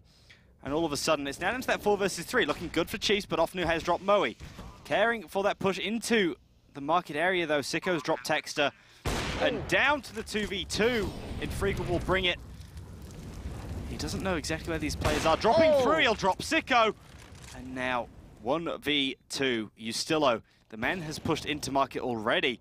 Infrequent will be spotted out, will be dropped. Texter, sorry, Flicks is around the bomb. Flash will come out. Flicks just caring. Taps the bomb, moves away from it. 1 score, Flash comes through yet again. We're looking pretty solid here. Ustillo is going to be looking, but that will do it. Flicks will get the final kill. They won't pick up the round. Tainted Minds will take it to a 5-0. And your prediction isn't going in exactly the right direction at the moment. Oh, no, it's not. But here's a replay of the knife kill, which is unlocking our free fries. Flicks coming up behind, gets the AK kill as well, just to rub it in. That was nice work from him. Back to back. This guy is a ninja. I mean, where did he train? Far out. With Batman or something? Probably the Ninja Academy. The Ninja Academy, yeah. Well, he's done work with that knife, but now he needs to do it with the guns. Yeah, it's... I don't want to talk too badly of the players. You know, you think, like, they're doing amazing so far, but the rifles do just need to be that little bit more on point. It's only 5-0. I'm backing Chiefs to still win this game. It's just early days. CT side, once they get the momentum going, they get the economy going, they've made a few subtle mistakes. Flicks, if he stuck to the fuse, could have won that round. I mean, these rounds... I mean, that round, last round, it could have gone either way, and they are just small variables. This game, it goes to the depth. I mean, these are clinical decisions made. They can easily tilt in your favor. Well, as it is, Moe's actually going to be holding that off angle just outside the apartment door.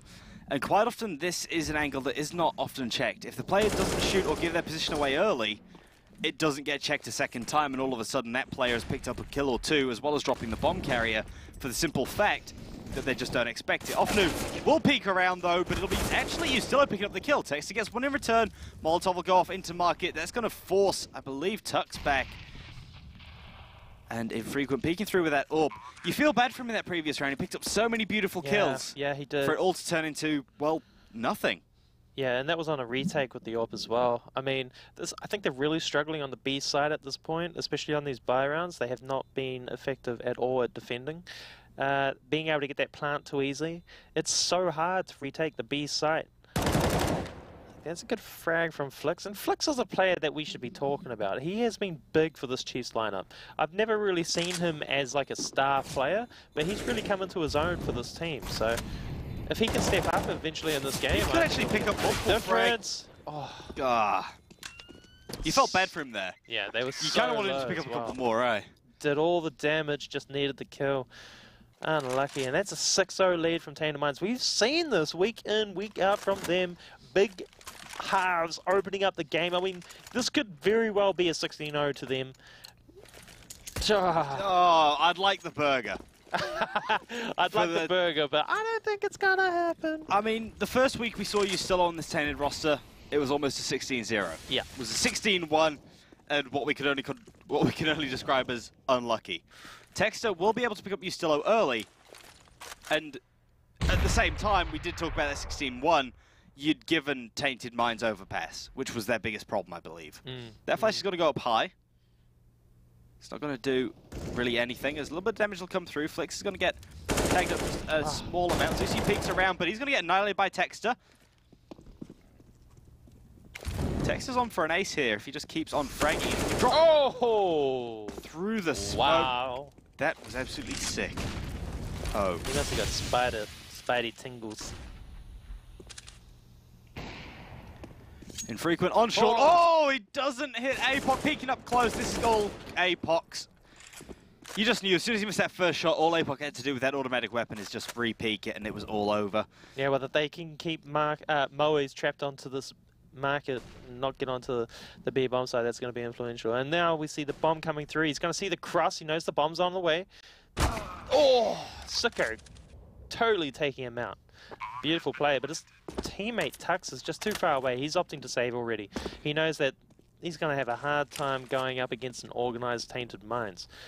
What we're seeing right now is total domination from Tainted Minds. I mean, I didn't see this coming like this. Well, I mean, what did I predict? Like a 16-6? I at least expected Chiefs to be on... I expected them to maybe... We'd be sitting kind of like the previous game, maybe at 3-3 or 4-3 or something, and then maybe Tainted to run with it, then Chiefs do something at the start of the next half. But at this point in time, it is looking like Tainted are just rolling. They're on top. They're just going for it. Yeah, it looks like Chiefs are a little tilted at this point. I mean, they've got to regroup and regather and get back into this game. I'm not too sure how they're going to do it. Hopefully they have an idea of how they can get into it. Let's see what they bring this round. We can see a CZ on Flix, a couple of USPs, another CZ on Moe. They're going to have some magic from Moe on that CZ, though, I reckon. He has not got a frag so far, and that's going to be a big reason why they haven't got any rounds on the board. Yeah, it's odd. I mean, you see Sicko, he's already on 11-3. After he managed to peek out and drop Moe early, APOC pushes out. This A site is all tainted and just looking to do more damage. Infrequent will fall as well. APOC going absolutely ham. Two remaining players, both around that mid-window area. Texter just holding back. Tucks in the market area. One of these players needs to do some damage, and you expect that to be Tux, or at the very least, Texter gets one frag and possibly picks up a free AK, tries to save that into the next round. But at this point, Tainted, they've officially won the half. It's 8 rounds to 0. Yeah, I know. I mean, they've got to be happy. And this is the Tainted Minds that we expect. And we're getting it. Oh, Tux gets the kill. It's a nice frag from him. Yes. But, I mean, this is the Tainted Minds that we sort of expected to see with the superstar lineup. And they've been outstanding. They've been outstanding in the LPL League. But we have seen some inconsistencies in other events, and we have seen some inconsistencies with Chiefs and how they performed in the LPL League. Oh, he gets away with the rifle just in time. The clock saved him. But we've seen the double AWP setup here from Infrequent and Moe, and I think that's going to be that's going to have a huge impact. I mean, Moe's been struggling this game. Surely he's going to be able to get a kill with this AWP.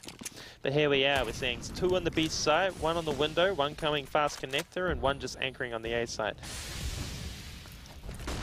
Either way, I'm keen to see how this double AWP setup works. As we say, Moe yet to frag. Infrequent getting quite a few frags on the AWP. So maybe we'll see a bit of positive action from him. Tainted, Sicko is going absolutely ham. That's the biggest problem for the Chiefs, is that it's Sicko. Yeah, well, look at the CT side setup at the moment. They're really on B short, but no one's actually watching in window. No one's holding jungle at this point. Tainted Minds, if they burst and make a play using this connector, this jungle like window burst, they very well may have the edge on the CT side team. Well, have more than an edge. They'll have the entire map. No, well, look at this. They have control at this point. This is great work. I mean, this could be a perfect execute onto the ace site. Could be, but Texter trying to shut it down early. Will pick up one. Don't know if they're expecting Ustillo here. He will manage to drop Tux. Flix was fallen. Infrequent goes down. And it's just this beautiful combination here as Texter peeks up and picks up one more. Sicko hits the flick. Beautiful work there. He looks to plant the bomb. Moe's been caught out over towards that jungle area. And now in at the 3 versus 1. Does he save? Does he? He does. You can't tell what they need to do because you've got max loss bonus already. Yeah, I mean, Texter's in a position where he's forced to make a solo play and pull out all of the frags. Too many players are getting picked off without any of their teammates being able to assist in damage or flashes or smokes. They're losing these individual duels. Tainted Minds, they're doing a great job at the moment of getting into these duels, and they're winning rounds because of it. And I mean, when Tainted Minds play like this, they look unstoppable. They actually look unstoppable. I mean, this is a big-time squad, a super team, and they're 9-0 in the lead against Chiefs Esports right now. I'm hurting, because I did not see this coming at all. This is massive. No, this is absolutely massive, and as we do like to mention, it's 9-0, which is a possibility of a 16-0. And you know what that means? It means free cheeseburgers from Carl's Jr. It could be a bonus. Yeah, definite. But well, considering that 3 of the players are from New Zealand, you'd like to think that they'd cash in on the cheeseburger. But Infrequent has dropped off new early. Moe's going to fall. But this will be a nice little frag from Tux. He gets traded back, and we're left in a 3 versus 3 extremely early in the round. Well, I mean, I like these odds. This is probably the best odds that the Chiefs have had all match. So let's see if they can get their first round on the board and start coming back into this game. Never write them off. They're always competitive.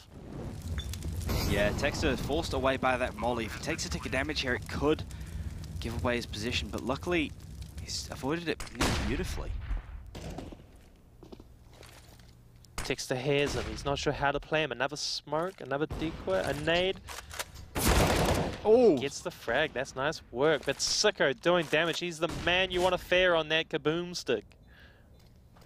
But the thing is, the bomb is ticking. The time is going down. Infrequent is looking to push out onto this site. He's got the AWP himself.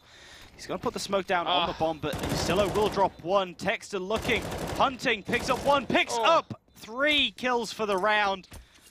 But he still has to run away as Tainted Minds pick up a 10th. And yeah, you feel so bad for Chiefs. They're putting in some amazing efforts, but getting no reward. I feel like players, like certain players like Flix and Moe are probably dying too quickly. Like, I feel like Texter right now is actually playing really well. He's making big frags. We aren't really seeing Infrequent come into it as a CT AWPer. He's got that AWP, but his teammates are down and he's not in a position to get these frags. If they can somehow maneuver these 2 players into the first point of contact, maybe they can come back into it. But for that to happen, Moe, Flix, Tux, they've got to step back a little bit, survive a little longer, make it work somehow. But again, we see what is that 4 bomb plants on the B bomb site so far for Tainted Minds? I believe so. Yeah, it's definitely affecting the Chiefs at the moment. How easily they're giving up this plant on the B site. Yeah, will be Infrequent in mid. Only has a deagle this round, so there's not too much chance of him picking up much. Texter does have the AK, and this is going to be the crucial, I suppose, the pinch point up connector, as if he's able to stop Ustillo, it could slow down that play onto the A site. Flix is holding close with a CZ as well, but Ustillo is going to be the linchpin. I don't think Texter spotted him. Flix does manage to pick up Zeusy. He still expects the players to possibly be at bottom connector, and this could... that'll do it. Texter does manage to drop him. Apoc will get a trade back. Texter peeks over, he gets another one. This could be it. 2 versus 4, 30 seconds on the clock. Offnu pushing straight on up. He's just looking for frags here. Texter's going to pick up another, and Sicko left in the 1v4. This should be it for Chiefs. He picks up one. He's going to start hunting. You almost wonder if any of these Chiefs players should just start running away for the fact that they don't want to die. So he gets on top. Oh, the flick onto Texter, but that'll do it. Moe, I believe that's his first kill, and it picks up the round for Chiefs. Oh, he's on the board, but Texter's doing work with that AK. The timing was perfect. He picked up that frag and connector. He needs to come into to be able to come into this game. He needs teammates to step back and play a supporting role around his position. Maybe he needs to maneuver a little bit more to be able to get into these duels. He needs to be able to figure out where Tainted Minds are. But he is playing well. They've already pushed up mid very heavily. Sicko's picked up one. Texter and Infrequent combining, getting a couple more. Zusi, though, will drop Texter. He's down to 1 point of health, 3 versus 3. And this is going to be a massive struggle for these Tainted boys to win here. Infrequent going wild on that AWP already. And this is Moe on the B side. He has to show up here. They have so much information on the A side. They're worried about connector. Moe has to win B. He has to pull out 2 frags here. But 100%, they're going to be checking this corner. I think Chiefs, they're in trouble right now. Yeah, Moe can't give anything away. Drop will come through, but Moe picks up 1. That's not going to be enough. The bomb plant can come through for free. And I believe they're keeping Zusi in apartment, so his single point of health, he just has to hold on. And with Flicks not actually rotating through apps, the player's on short. It almost gives this away. It frequently studs the AWP. He can look for something, but it's going to be a struggle. And Tainted Minds, I mean, they're going with what works, right? They've discovered that B is weak. Oh, how did he miss that? Oh, that was some timing and beauty.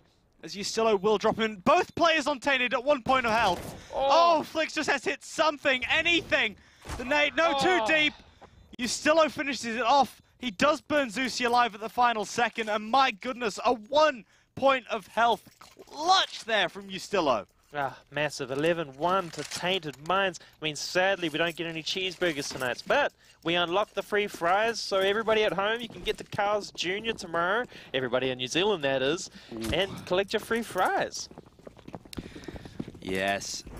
Now, the key is what happens here. They've got a partial buy into this 13th round. Shot will come through. Apoc takes a lot of damage, and he still re-peaks into Infrequent, annihilates him. Ustillo drops Moe. Tux with just the CZ. He's going to get burnt ever so slightly. He does manage to back away. He's picked up the M4. This man could pick up a couple of frags if he peeks this, if he's aggressive. He spots Zusi, but no. He slips off, and that's going to cost him that frag. Sicko gets peeked into by Texter, and Texter is the absolute highlight player. I don't care that Chiefs are getting absolutely thrashed, but Texter is the highlight player right now. He's dropping like close to 20 frags, and he's 11-1 down. That is nutty. That is nutty. But Flick's here in position. No, he gets caught out. Needed to make that shot.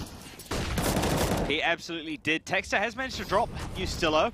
That does mean the bomb won't go down immediately. Someone will run through the smoke, will force this plant. If Tux peeks, no. He leaves it up to Texter, and instead Texter will fall at the hands of Offnu. Tux now left 1 versus 2. This is going to be a difficult retake. The bomb planted in a default position does make it slightly more awkward. Offnu will rip his head off. Reactions of something faster than me. Tainted Minds are tearing Chiefs apart right now. Moe getting absolutely destroyed. And everybody on Tainted Minds, it's fair game. I mean, this is teamwork at its best. I mean, all their kills, it's quite even across the board. But they're going aggressive on A main, and they get the first frag knowing they're up against pistols. They're just going to follow through, but then Infrequent coming out with a kill. Flick's baiting his teammate. Will he get a kill? Ustillo just flicking around. He's looking. He's making sure that he doesn't reveal his body to that player under Palace either. Knowing that Apoc's going to run in and annihilate Flicks. It's absolutely beautiful. Sicko left on 1 point of health once more. Ustillo will drop Tux. And the bomb plant looking to come through. Tapping away. Offnu will drop Moe. And you feel almost bad for Chiefs here. Woo. But I think Tainted, they've got places to be. Woo. Tainted Minds 13-1 up right now. Chiefs are shook. This is an earthquake. This is a steamroller. This is a natural disaster right now. Talking about earthquakes, apparently there was one here the other day. Somewhere in the country. Yeah.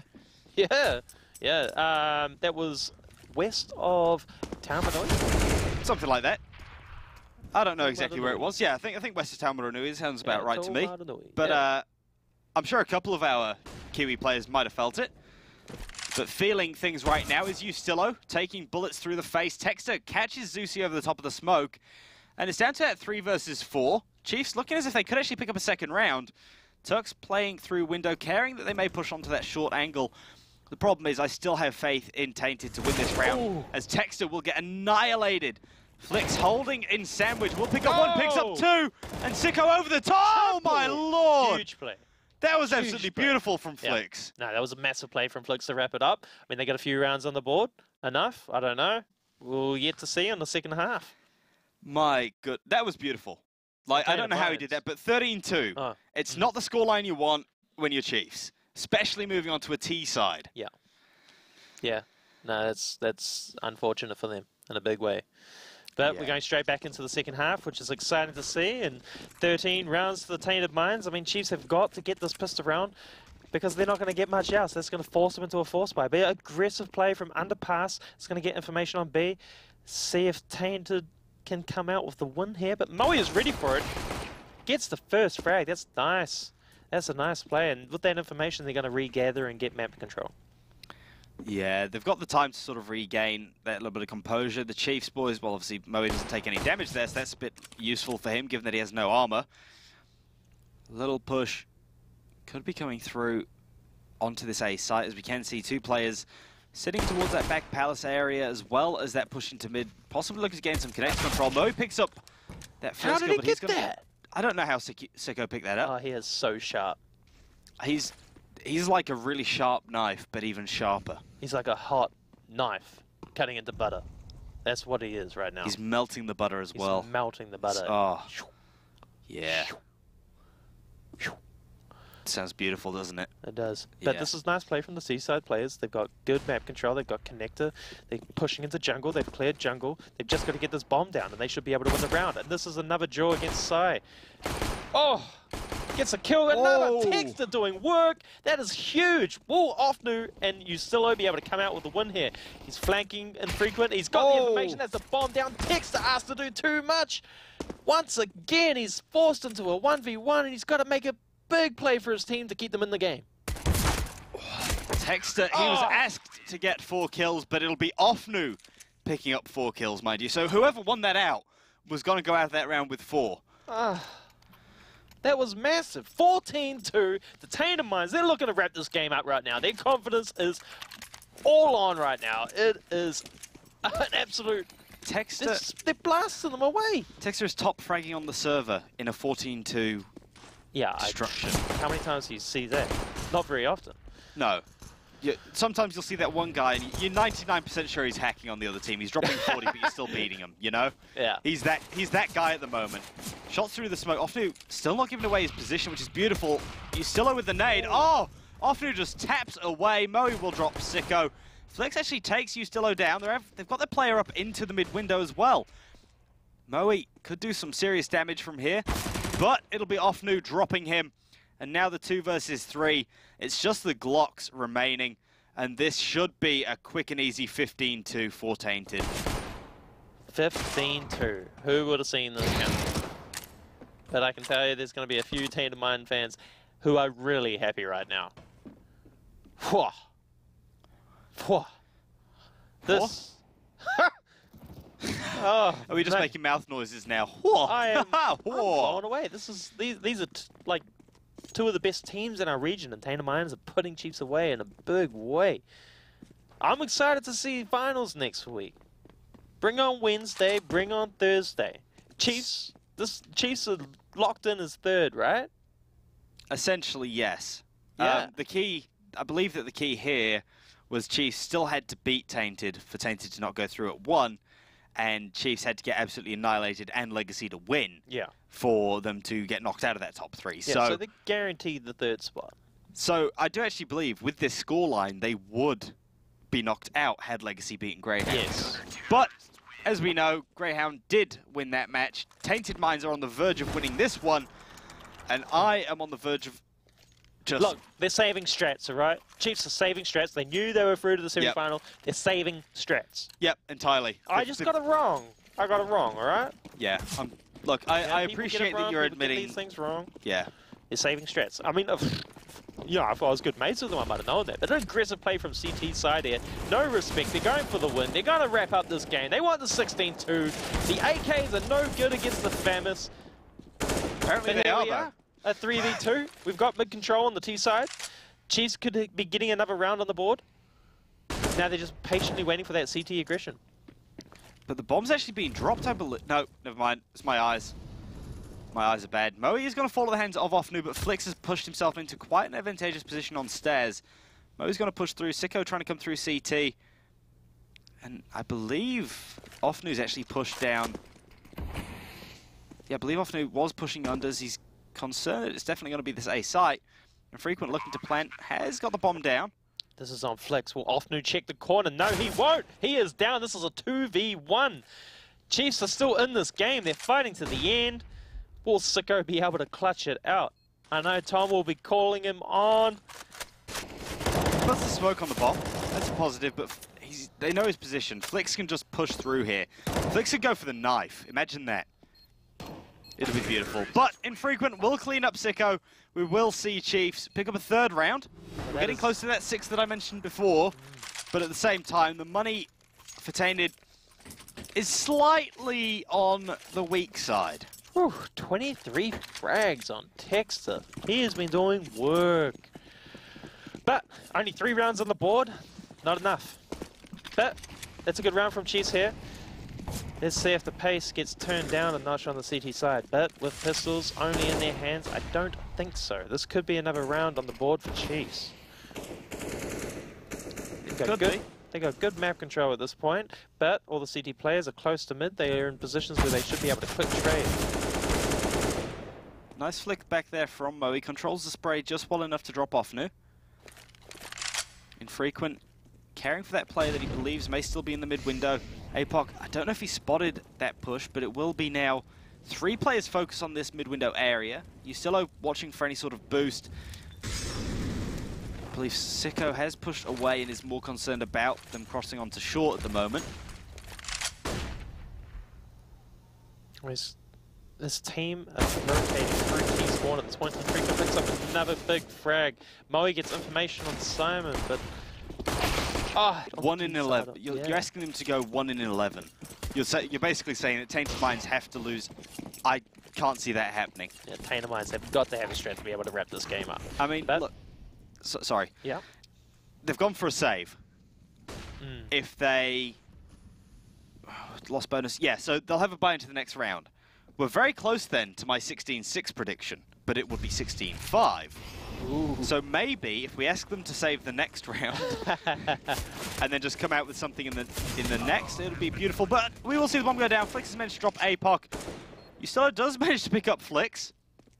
Moe is going to be looking to farm some frags here if he possibly can. But this should just be relatively easy clean-up work for the Chiefs. They shouldn't have many issues cleaning up 4 USPs with no armor. But sadly, if there's any team that can blow this at this point, given the actual round difference, you'd think that Chiefs could possibly go down. Anyone would think that they had armor.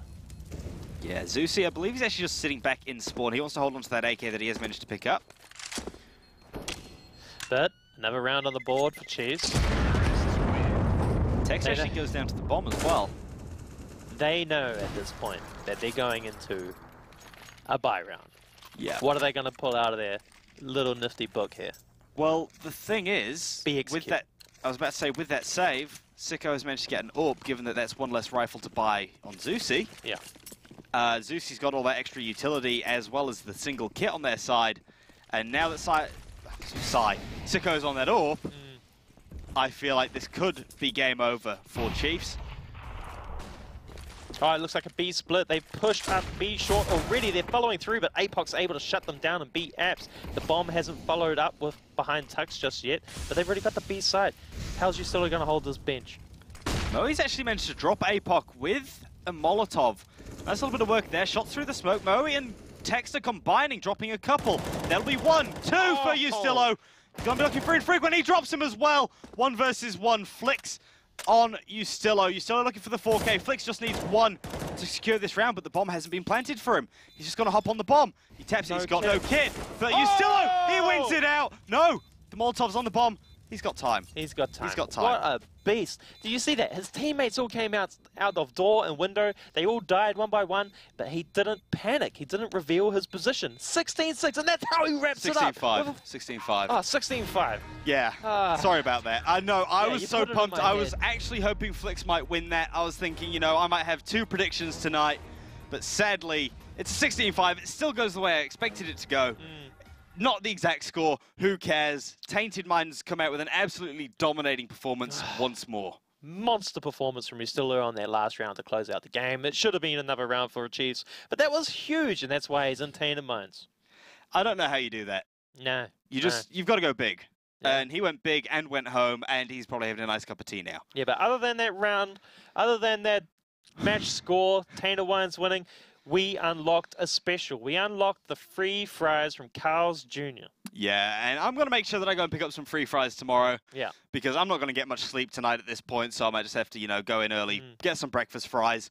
You know, I mean, I'm pretty sure that it's still before 11, so you can head over into Carl's Jr. right now if you want, go get your own free fries. But I'm going to throw it over to the small fries, Dallas and Tom. Thank you very much. Thanks very much for that, Nutters. That's pretty sharp, that one. I'll give him that. We'll have to get him back with something else a little bit later on. But checking his watch there, that didn't exist. It is still before 11, so we saw Flix there unlock one of those Carl's Jr. specials. Free fries there, so make sure you head into Carl's Jr. before 11 p.m. tomorrow if you're in New Zealand and pick yourself up your free fries thanks to Flix. And we still have one more game to go. But let's have a little bit of a chat about that. Texter, big performance there. Obviously not a big win, but Texter definitely standing out there on the server. Yeah, Texter popped off that game. He was probably the MVP in a losing team, so it feels bad for him. But Tainted Minds pretty much just ran over them there. That was a steamroll, and then that 4v1 by Ustillo at the end there was pretty crisp as well. That man likes himself a highlight play there, and you know, I'm sitting here going, oh, this is an unwinnable situation, and then I remember what I said earlier in the broadcast, unless your name's Ustillo. Exactly right. So, no, Ustillo always proving you wrong there, just smart, patient play, paid trumps there for sure. Yeah, and Offnu being an absolutely stellar performer throughout that entire matchup. Yeah, no, he was, he's so crisp with his shots. He had some, like, some crispy headshots. Crispy plays. Yeah, no, he's really precise and good, old Offnu. Yeah, definitely. And I mean, just taking it back as well to that knife that Flix got. What a play that was. If you didn't catch it earlier in the game there, they're on eco, you know, with the knife. Manages to loop his way around the palace pillar. Sneaky beaky-like. Very good. Really good to see, obviously, we managed to unlock something. We were so very close as well to a 16-0. Yeah, no, it's been like that a few times now. I just had that gay little round that just pops on in and just, you know. Yeah, I honestly really thought that Chiefs were going to be a lot tighter with them in that matchup, but I mean, it's maybe what the lads in the casting room said, maybe saving some strats.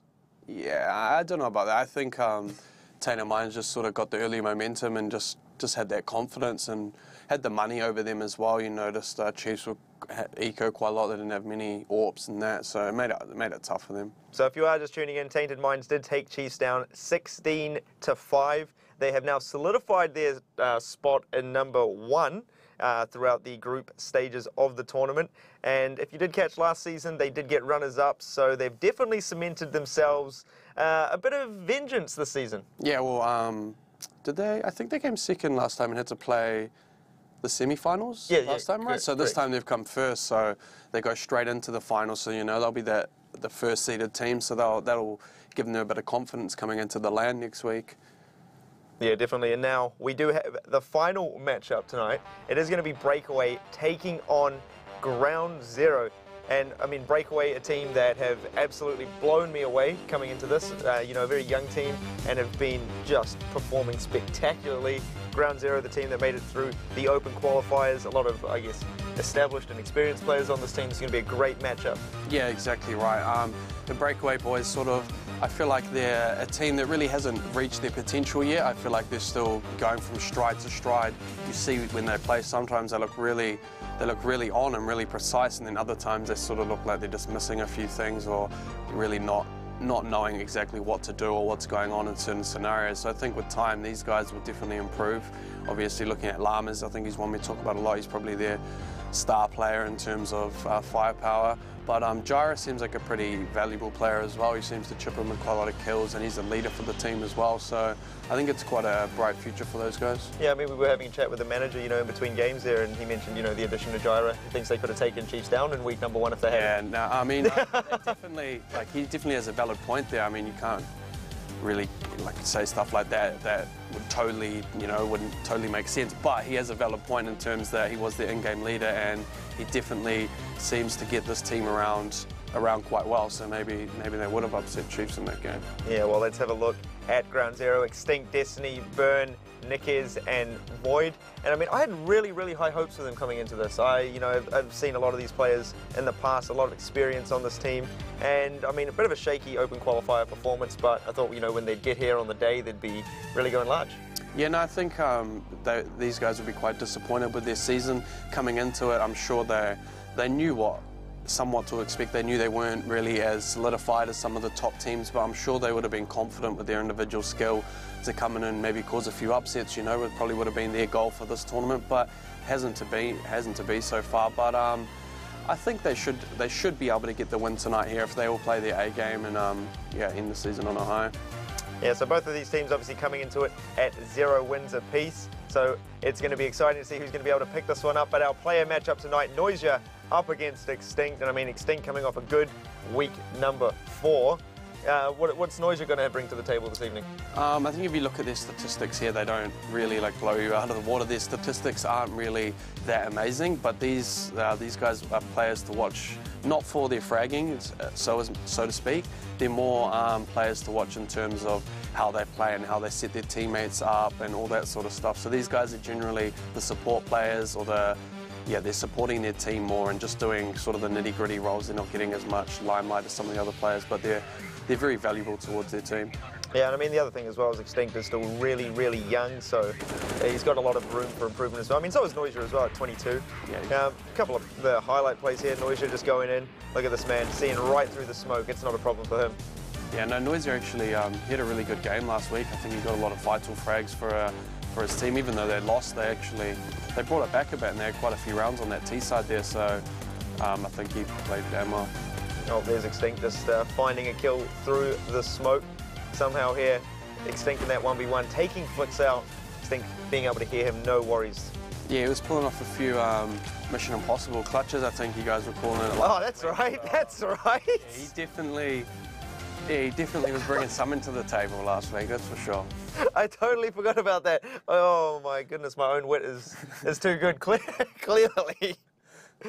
Yeah, I was very impressed with their performance last week, you know, coming up against the big dogs there, and you know, they put on a good show, and hopefully tonight we're going to see a little bit more of that against Breakaway. Yeah, no, they showed that they can bring something to the table, and they do have something to offer versus these decent teams. And I mean, because there's obviously going to be another season again, how important is it to not finish on 0 wins? I mean, coming last necessarily isn't the worst thing, but it's more like a confidence and not embarrassing, but you know, it's quite embarrassing to go a whole season without It's not winning. embarrassing, I mean, but it's embarrassing. I mean, it's oh my goodness. It's pretty embarrassing to go a season without a win, you know what I'm saying? So for these blokes, they want to get on the scoreboard, you know, you don't want to go the whole season without collecting a win. So both of these teams in their own right sort of deserve to have picked up a win this season, so I'm sure they're both confident in this game as well. Yeah, well, speaking about some chaps with no wins, we do have the caster standing by. Let's have a chat with the boys. Boys, who we got for this game? I mean, I was going to say, talking about embarrassing, that was probably all of our performances tonight, but I'm going to have to go with... I'm going to have to go home. Shots fired! I'm going to have to go home. I'm going to have to say Breakaway will take this one out, and I think the most embarrassing thing, it's not finishing last. It's finishing last without winning a single map. Yes, correct. Valid point. Yeah, I feel that. Chris, what do you think? I think anything can happen, man. I think Oh, you reckon? Anything can happen. anything can happen. I'm going with Breakaway to win this game. I'm going with Breakaway to win this game tonight. What are the score lines, boys? 16-7. 16-10. 16-10? 16-10. And now let's Let's ask the Master Blaster This is my himself. last game. I have to get 100%. Oh, wait, you will actually finish the group stages with 100% Yeah, if I'm you get going to get this right, and I actually don't know. I don't know what way to go. Look at you. You're like, oh, just head down. You're trying to decide if you want to go both ways. I think Breakaway's going to win this game. Scoreline? 16-12. 16-12 to Breakaway. You think they're going to be real close with them? Yeah, I mean, it's probably going to come back to buy me, but yeah, I'm gonna go Breakaways. Well, I love the Ground Zero boys, but I think they're finishing the season at Ground Zero. I think Breakaway are taking this one out, 16-10. What do you think, boys? What do you think? How about we have Nutters and Wayfarer take us away into the final game of the group stages. Boys, let's get a monk, shall we? Yeah, cheers, Dallas. I'm looking forward to this one. It's the final game of the group stage.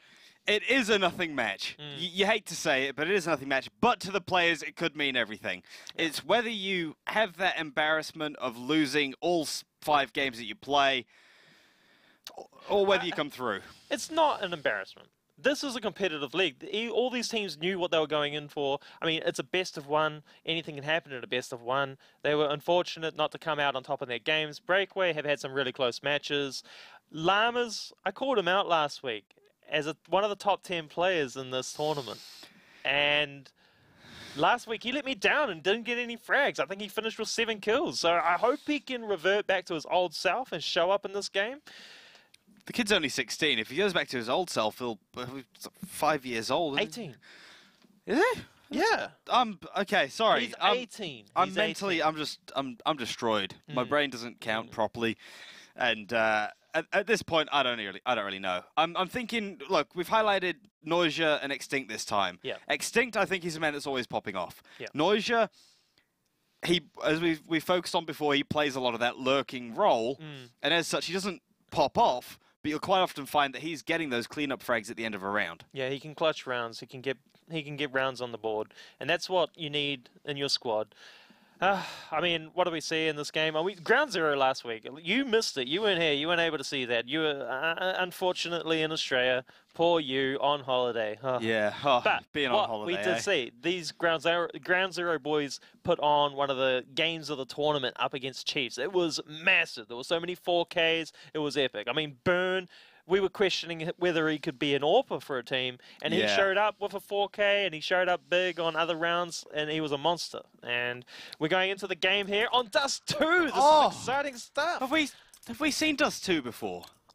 No. I don't think we have.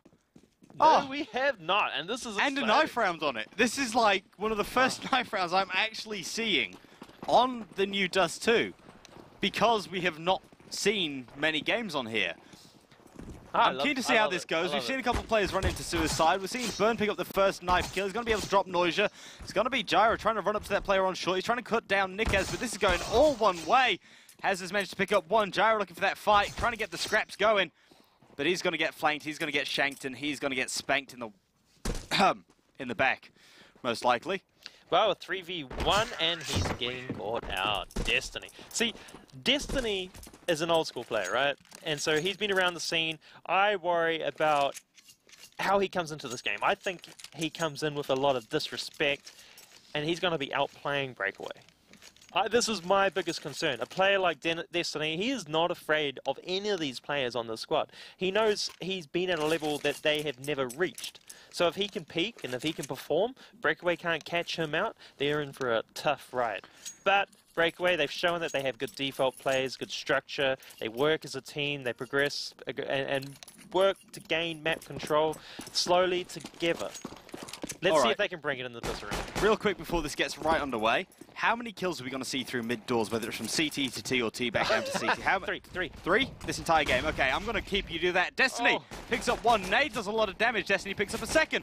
He's looking for a third. Llamas has managed to drop Void. Still hunting Destiny with his P2K. He absolutely loves that weapon. Peeking around. Bomb plant will come through. Llamas will get it down. He's going to be hunting for some frags here as well. He will be able to drop Burn. Destiny gets another. Llamas gets one more. Nikez will take down Llamas. And has a left 1v1. Picks up that final frag. And Breakaway, they take the first. That's it. It's all over. Breakaway have won this. Thank goodness for that. Let's go home. That was a big round from Hazard to clutch that out. But that was huge from Destiny to get 3 kills on the B bomb site. I think it's this old school knowledge and experience playing on the map. We haven't seen this map in rotation in the Australian-New Zealand scene for a very long time. So he comes into this having years of experience on it. It might play a part in this game. I believe that CTs have accidentally picked up a kill there into bedroom, but it will be Hazard and Andy returning the favour, picking up a couple of frags themselves. Llama's pushing down into mid. There is only a single player there, and it will be Destiny, who is going to lose his head through the door. And now Void and Nikez. Nikez has got his hands onto the Galil. He'll pop off some shots. He's going to drop Andy. Brings it down to that 3 versus 2, but Gyra on the scout. He hits the first shot. It does tag Void to a single point of health. And the the bait and switch, but Gyra picks up Void. He's going to re-peek it. He annihilates Nikez. And 100% confidence to re-peek that and take the kill with the scout. That was beautiful. Gyra, no fear. And he's been a massive player for this Breakaway squad. He's the IGL, he's the brains of the squad. Getting early frags, has confidence on the board. And Llama's on top already. Yeah! These boys are back to their best. Come on, Breakaway. Come on. I just feel the need to mention, obviously we did just see a kill through mid doors, obviously with Destiny getting his head popped off. I'm talking sort of spawn to spawn, just before we sort of end up with like 60 of them, because that's just how it goes. Extinct, he has managed to drop Gyra nice and early. Solid work on that M4. The T's looking to push up. Destiny getting highly aggressive through into tunnels, makes a little bit of noise and Llamas will be all over him. But no, he's managed to push his way up. If he falls into backyard, he could have an amazing flank position on these players. All this information, this is beautiful. He is going to pick up a double kill here for sure. He is coming up right behind them. He's almost looking at 3 though. He'll hold out on the first kill. Oh, no, he won't. He goes for it. He could have had 3 if he just held off. I don't know if he was expecting the player to look back into lowers, but he has been caught out. Burn is looking for that frag onto Andy. It will be seeing him fall. Llamas has dropped Destiny in the meantime. Pushing up now, 2 versus 4. Breakaway have to pull something. Void's taken Llamas out. Hazard will pick up 1. Gives away his position, but the bomb has been dropped down at bottom mid. Burn just hiding under that smoke. Hazard's going to back away onto short.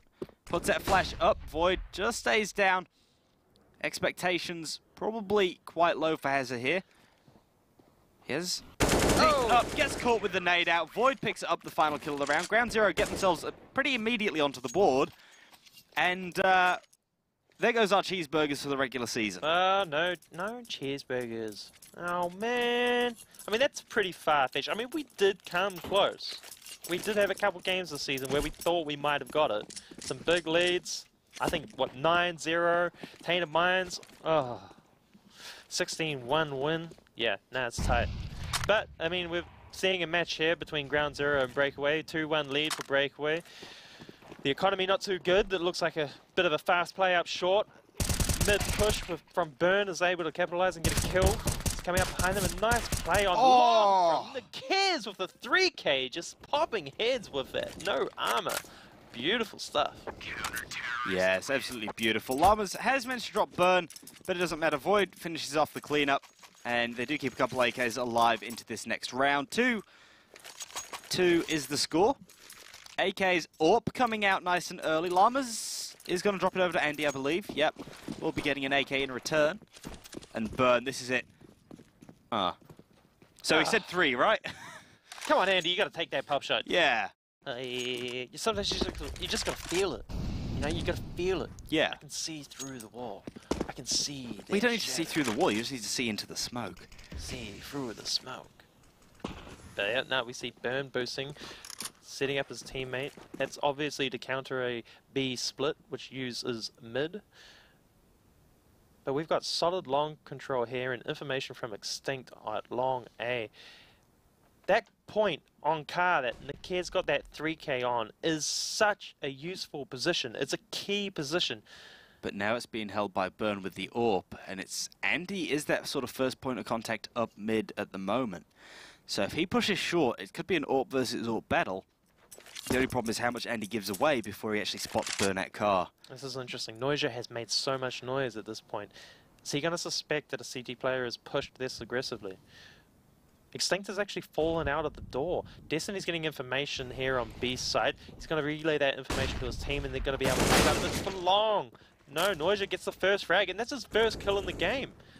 Llama's backing up as well. Short A control from Hazard. They've got complete mid control here. They don't. Oh, Destiny takes down Hazard. No way. Trades back out for the Galil as well. Tries to hit the spray. Gyro's picked up a couple kills now, and Nick has left in a 1v4. A couple shots through the smoke could do a lot of damage here, but he will just back away, keep a hold of the the AK.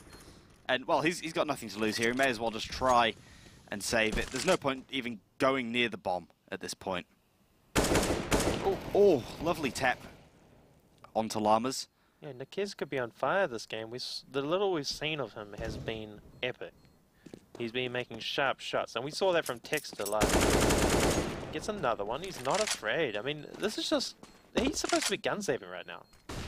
Supposed to be and actually doing are two completely different things, as you will learn if you ever play in a Golden Over match. It's almost disrespectful. You're CT saving that rifle, and you're hunting down the T-side players, and you're getting kills.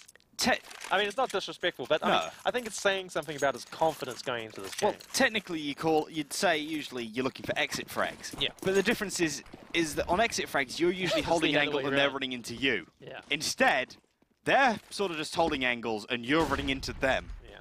It's the complete opposite, and he makes it work. There's through the gap or through the wood, you know?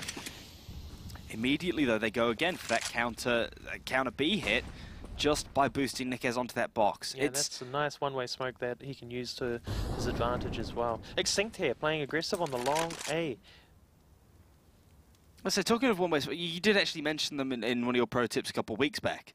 About how Extinct catching him out. How beautiful a one-way smoke can be. But that's one of those, I suppose, places where it just doesn't work for the team that it wants to work for. It actually goes for the CTs in that sort of position. Extinct is in pit. The bomb has been planted 4 short. And now the 4 versus 4. A retake can come through, but it's going to take a lot of effort, and you do wonder if these CTs have got it on lock. As it's just got a molly off the ramp. Andy. Oh, how does he not? Oh! Big plays from Andy there. That should have been an easy kill, but I do wonder, was Destiny also slightly blind at that point as well? Nikiz has jumped up twice, spotted the player in injury, spotted out the player hanging off. That'll be Hazard and Noisia both falling. Nikiz will be able to save the AK. Andy has to run away with his AWP. But my goodness, you feel so bad for Nikiz. He's putting on an absolute show. Oh, and he doesn't even get the AWP. At least he didn't lose his AK. But, I mean, Destiny, how did he not get a multi-frag there? He got the first kill, he transferred his recoil onto the second player, and he was completely blind. He was on 4 HP, and the bullets were just not hitting. He was so lucky to come out of that, zoom in, and get the kill. That was a game-changing play. Picking out those 2 frags definitely won them the round, and that's vital for Breakaway. When Andy gets frags, they win rounds. True. That's pretty much what you can say. Noisia. He's dropped Destiny. Oh, Void with the Zeus. Do it to him. Drops in. Almost catches Noisia out. But no, Nikiz gets a couple. Extinct's going to fall, and now Nikiz left in the 1v3. To be fair, if there's a man I want in a 1v3 right now, it's Nikiz. Yeah. Oh, nope. Never mind. Never mind. Unlucky. He doesn't. I don't know if he didn't hear the players or if it was just a little bit awkward, but they do manage to peek into him. Breakaway take a lead up to 5-2. 5-2 to Breakaway. Oh yeah, let's ride that train home. Come on, Breakaway boys. That's a good start. Let's continue this. Bring it down. Bring it down on these ground zero lads. You're doing a good job. But it looks like the CT side players have boosted up short, so they're doing an aggressive play towards mid. We've got 2 players. They seem to be running 2 on the B side every round.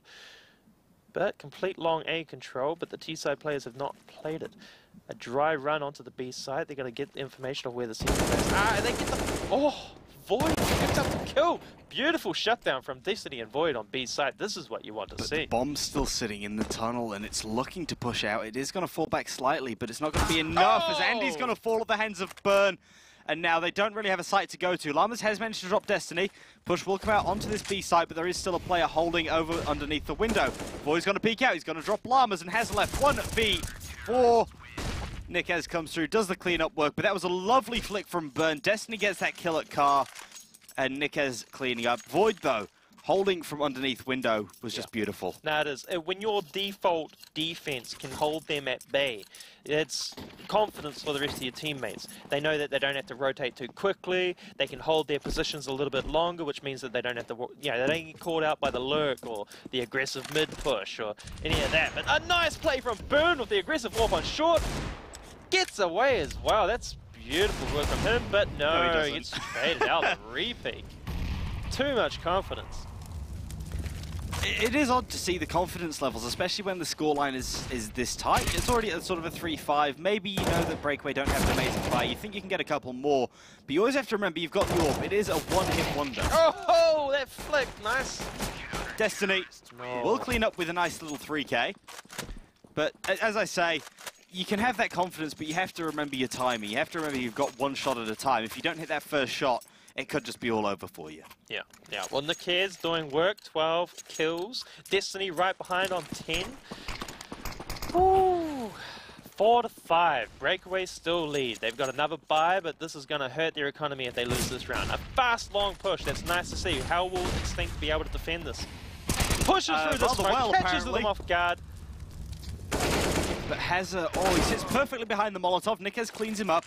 Down to the 4 versus 3. Gyro's only got a Tech 9. If he get his hands on something, that'll be quite useful. The shot's through the wall. Moja almost drops Destiny, but it almost goes back in his favor as well. Andy coming up short with the AWP. He's going to be going towards that bomb site. He's going to try and get that initial pick on A long. He knows this angle too well. Let's see. That smoke's going to be a little bit off-putting, but have Breakaway got a play to be able to put themselves into a vital position.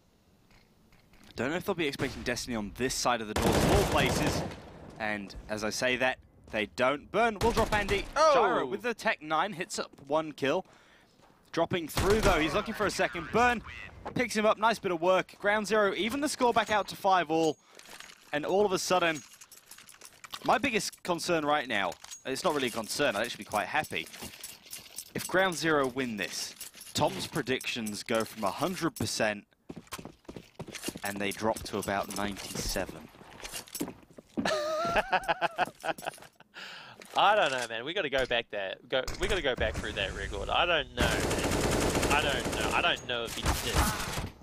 I think he missed the game, and that counts as a loss. Okay, fine. Nade goes up, destroys Llamas and Hazard. Push coming up onto the site though. Bomb plant will come through onto short. Hazard's managed to drop Nikez. Destiny pushing up short as well. Shots coming through. Extinct looking for these players. Pushing close though. That'll do it. Destiny and Extinct will combine. We'll be able to get the defuse. Not a problem on the time either. Ground Zero will take the lead. Well, considering money spent, I think that's a win for Breakaway as they got the plant. The boosted money to their economy is going to help them. They're going to come out firing with an AWP this round, and hopefully it's going to get the mid pick through doors. We're anticipating it. Is he going to have a spawn for it? No, he's not. No, he's not. There's 6-5 lead to Ground Zero. They're coming back. They're bringing back their defense. Let's see how Burn can utilize this AWP on the CT setup, and if Andy can catch him out in an AWP duel. Yeah, early push here from Burn. Hits the shot onto Andy. And he's gonna put the smoke down. He could have held that and possibly picked off Llamas as well. But they will be able to get out essentially scot-free. Yeah, that was interesting. Both AWP players having the spawn for B, and they both pushed it aggressively. Burn comes out the victor. Moja tries to get his way up short, but Void, the stack! That is old school. That is old school. That's a beautiful stack. I like it.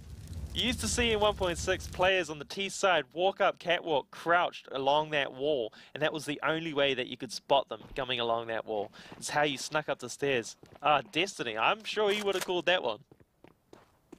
Yeah, they've got all this control over mid as well. Llamas will spot one player, but Hazard dropping Extinct. I don't know if he's expecting these players so close. Nikez has managed to drop him. Darrow's going to push through, gets killed by Void at car, leaving Hazard in a 1v4. Not entirely winnable. They are going to pass each other around the smoke though. No, Burn will kill Hazard, and that will do it for the round. Well, Ground Zero, 0-5 lead. They're finding form. Breakaway, I mean, they seem to struggle at this point. Like, they're gasping for air right now. They've got the economy to buy. They're going to get AKs and Tech 9s. Okay, we see one AK, three Tech 9s and a CZ. That's interesting, but they still got money in the bank. We're going to have to see a big play from Andy here. I suppose what they're trying to do here is prevent Ground Zero getting that 8th round. Guarantee themselves a half, but Nick has 1, 2, 3, 4, 4, 4. Come on! Has managed to pick up a double. Actually brings it down to the 3v2. Void gonna try and boost up Elevator, but he's not on the right side. Oh my goodness, he jumps, he makes noise. Shots come through, Void peeks out, he drops Hazza. And now Gyro onside, he's got the bomb, he's got an AWP, but no. Void cleans up, 3 for Nickez, 2 for Void. Cleanup work done. Ground Zero take the half. 8 rounds at least. And Breakaway's 17 frags on Nickez. He is doing work. That guy is a freak right now. I think this is the game that he's been looking forward to most. He wanted to come up against these guys and just let it rip. And he's doing a good job of that right now. One! Andy, yes! Wins the duel, beats Burn. AWP vs AWP, down mid, classic styles. Victor, and you caught it. Okay, so we need 2 more now. Oh, we need 2 more. Oh, yeah, that's right.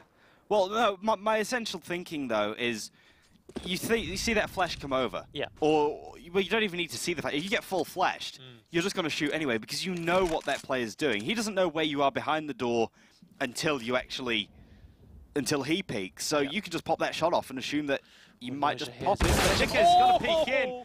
Annihilates Noisia. And I feel so bad for Noisia at the moment. We've highlighted... This game seems to be the only game where we've highlighted the star players and they haven't performed yet. Extinct and Void. 2 versus 4. It's looking good for Breakaway to pick something up. But maybe this is where we need to see Extinct start to shine. Now 2v5, he's getting up for a one-way smoke, is he not? But he's caught out before he can get the smoke down. Flanked by Llamas, that's beautiful teamwork from Breakaway boys. Their communication is on point. Alert from Gyro to wrap up the round. That's 6 on the board, 8 rounds to Ground Zero, 1 more round to play in this half. Yeah, and it's looking like an almost, what do you call it? Extremely even half, which on Dust 2, you can actually, quite often it's a casual Dust 2 half. 8-7, 8-7 is just... Oh, and there we go! Burn's gonna drop Andy, so that's 2. Nice, nice. Back and forth we go. We've still got 15 rounds and we're expecting only 1 more? Maybe we're a little bit out of our depth. Could be. But that's a beautiful frag from Burn there, and it's a huge advantage for the CT-sided players. They can control these entry points. Noisia has to come out on top here. That's 2 on the board. Nice work. Void opting to push through the smoke. Picks up another kill. Catches Noisia out by surprise. Who would have thought it? Oh, tagged through the wall by Nickez. He's got the AWP. Is there a gun that he is not good on? Not so far. We saw him pick up the 3K with the AK before. We've seen him pick up 4Ks with the M4. Maybe the MP5? I don't know. I'm just trying to find any excuse for it. There's Search flashes up onto site. The bomb plant will still go down. Chance for a retake here for Ground Zero. As Void is looking to come up short. Gyro is going to peek out. He's going to... Oh, lovely pre-fire there. Peeking up. Void knows where he is. He still fires. He drops Hazza. And now the 2v1. It's all over. Nickez will drop Llamas. They've got kits. They've got clues. Someone will get on that bomb. And Ground Zero will take the first half. 9-6. That was actually quite a beautiful first half to see.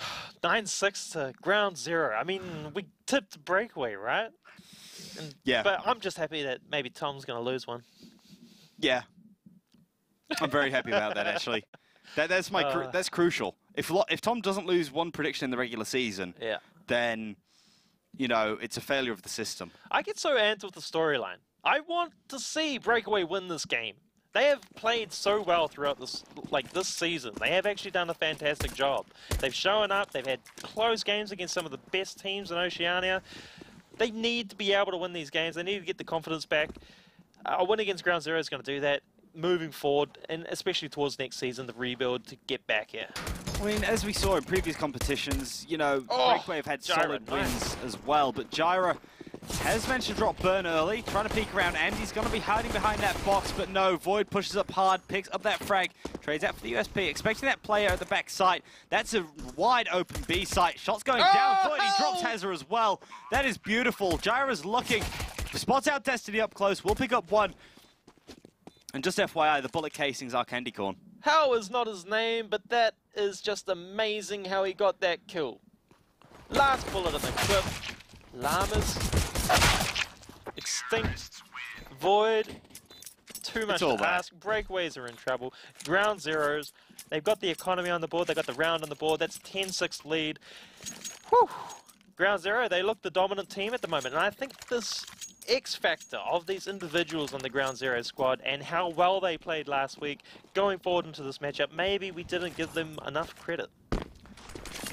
Credit where credit is due. Yeah. And credit is due for both of these teams. As we see, Hazard pick up one Extinct, 1-2. Looking for 3, picks up 3. Could this be it? No, Destiny steals one.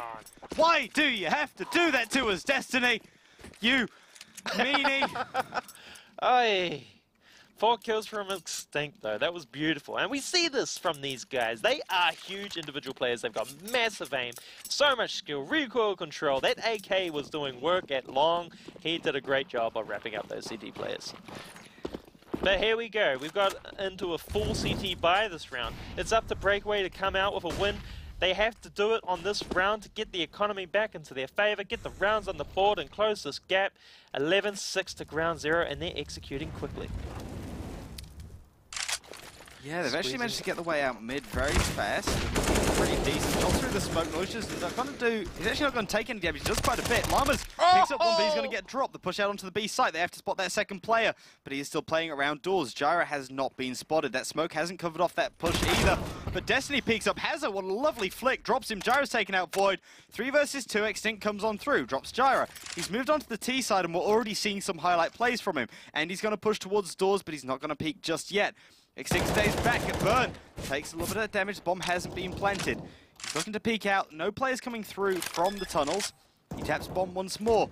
But no, the Breakaway boys, they have no reason to fear. They may not have a kit, but they have plenty of time. They've got 3 players that man advantage. If Burn's able to pick up a frag, this could be the difference, finishing him off. There we go. We see he has a drop, and now this could be a struggle for Breakaway. And he picks up one, but he drops at the hands of Extinct. Noise just looking to peek around. But Extinct doesn't clean it up. Noisia will pick up the first CT round for Breakaway. And 11-7 will be the scoreline we see. We could have seen a massive round from there from Tom Cruise, aka Extinct, who went massive last week for the Ground Zero boys. That's how he got that nickname. I don't think it's going to catch, but, you know, I'm doubting it. Mission impossible, you know what I mean? Anyway, 20 frags on the Kez, 11 rounds to 7. This is a great half from Ground Zero. Breakaway back on the board. They got what they needed. Let's see if they can continue this and get another round. Interesting that we see Gyro on a scout as well as Burn on a scout. I mean, you know, you expect these players to be pulling out AWPs at this point, or at least Andy to be pulling out an AWP at this point, but no, they're just sticking around. It's quite an even matchup in terms of weaponry, as we will now be seeing Burn pushed up onto short already, peeking around, looking for these players. He pops off a couple more shots, but will be forced back. Gyro did get a tag, but ooh, Destiny gets picked by Hazard. Hazard doing his job at long A, stopping that lurk, that map control. Nicely done. Yeah, Nick is just jumping. Is he trying to spot a player over the smoke, possibly, as Andy? Oh, he's got to catch him out. That'll be cleanup work done. Breakaway pick up their 8th round. 3 from Noisia there. Yeah. You just didn't see that coming. No, he's doing good. That's really helping the Breakaway defense at this point. 11 rounds to 8. Breakaway with 2 rounds in a row. See if they can keep this going. The T-side players, they don't have much money at this point, so they're opting to save. Tech 9 at the Eagle, a couple of pistols, yeah. What more can you ask for? A couple of fluke kills, maybe. Let's see if they can do some damage. I don't think it'll be fluke kills. It'll be an aggressive push that actually picks them up some frags here, but we'll be seeing exactly how it does go. Andy almost gets caught out, but we'll be able to drop Extinct first. Void's looking to push up as well, but Gyro's taking out Nick as Andy picks up a second kill for himself. The bomb now down on short.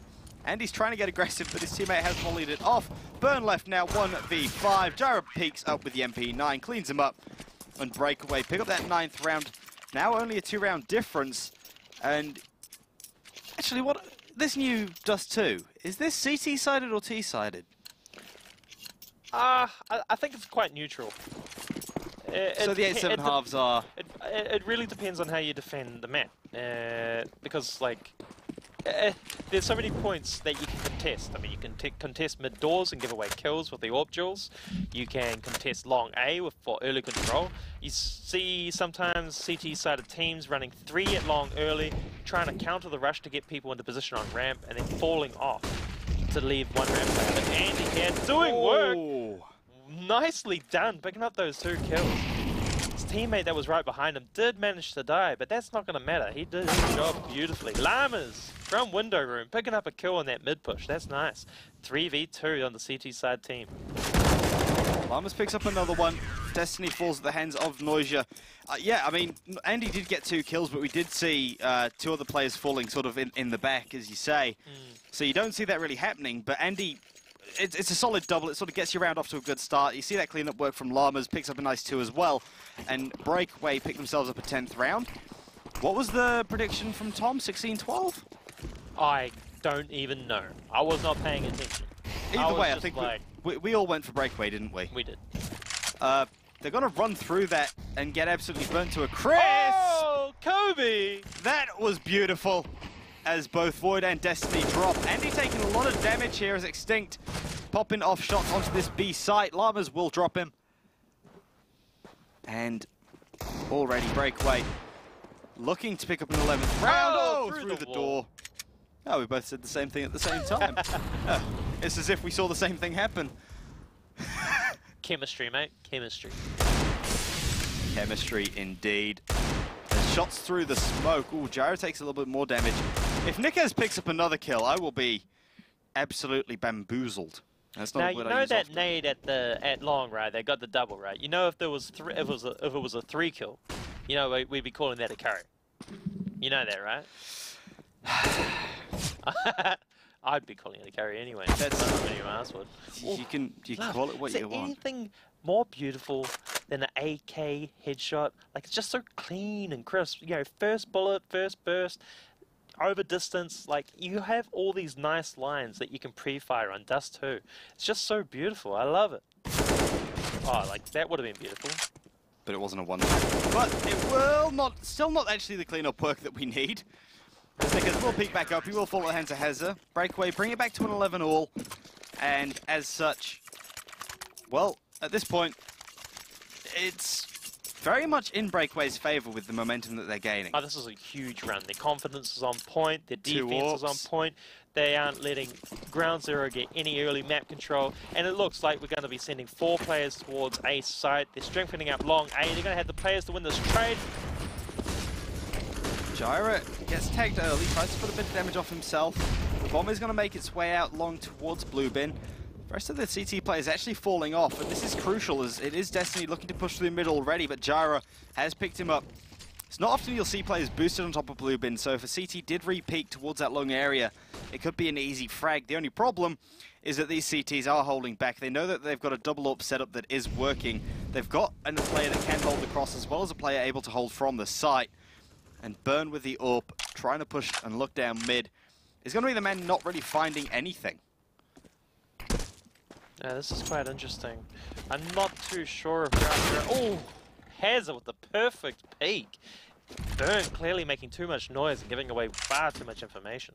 Closure will fall, however, at the hands of Extinct. So this is, I suppose, those 2-star players going at each other.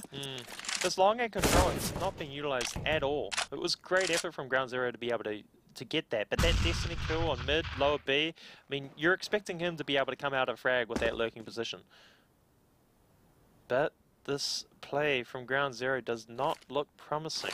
This is a perfect position from the in-game leader, Gyra here. Having complete control of mid with the AWP. We just missed it. Andy made a beautiful frag on mid on the Nikes. T-side players are rotating towards long. They could come out. 10 this is probably seconds the though. best. 14 seconds on the clock. Too slow. rotating all across. This is domination from Breakaway. They are on a winning streak right now. They've controlled the map. They've won all the competition and contests across the map. Wow. Breakaway coming back into this. I mean, our predictions are possibly spot on. It's all alive, but it's also all dying, and it's all everywhere. It's at this point, right? That when we start saying, "Oh, Breakaway, they look like they're gonna win," da da da da. But at the same time, sometimes we've been saying it looks like Ground Zero are gonna win, and then da da da da. Yes. You know, it's awkward because whilst Breakaway often look like winning, they're usually on some sort of comeback, and it sort of falls. But they are against the only team that we, at this point, believe they can beat. So it does have me sort of questioning whether or... Well, one of these teams has to win. That's the biggest thing. Nobody gets out of here with a draw. Majira taking control of mid there with the orbs, seeing if he can pick up any information. This defense from the CT side players is interesting. They are able to contest short A, but they're giving up long control completely. I think this is the right play. Nikez though, you can't lose Nikez on mid. He is the lurk. He's got to be the late round play. Well, essentially, I believe his lurk was probably going to try and fake some sort of hit towards B at that point, but nah, these Breakaway boys are absolutely onto it. That nade doesn't do much damage. The bomb plant might be able to come in here as Burn, he'll push through that Molotov, he'll lose a lot of health, but the plant comes out. They do have that player down long. The only problem is that's Void with an AK. There's not really much of a position for someone to get onto that bomb, and as such, Breakaway on this rotate through. They'll be hunting. Noisia will get the first kill onto Void. Peeking through, though, the damage comes through. Llama takes out Destiny, and now Burn, he's going to fall. Extinct left one. Wow. V5, and that was a beautiful, clean retake there from Breakaway in a 5 versus 4. That was beautiful work from them. I wanted to rest my eyes on Void on that line on pit. I thought he was going to get one taps for sure, but Noisia came out, he wide peeked, took the drill knowing he was in that position, won the battle. Breakaway are off, and they're happy right now with a 13-11 lead. The thing is, you saw how Noisia peeks out and takes that first kill, but Llama swings wide for that player out long, so whilst they don't just give Noisia up easily and then risk possibly getting double fragged, they give the high health player to that second player pushing around from car, and as such, were he to die, then Noisia can get that refrag by peeking as well. It was beautiful work because it gives that player confidence thinking, I've only seen one guy, and I've heavily tagged him. I must be able to get this kill. It doesn't matter though, as there's a lot of damage going both ways. Oh, Nikez drops down, picks up one, but Gyra on the AWP picking up one, two. Llamas comes through. Destiny 1v4. He'll pick up one, but I'll say it took Andy a second to turn around. Oh, he misses that first shot. He hits it again, and Breakaway up on 14.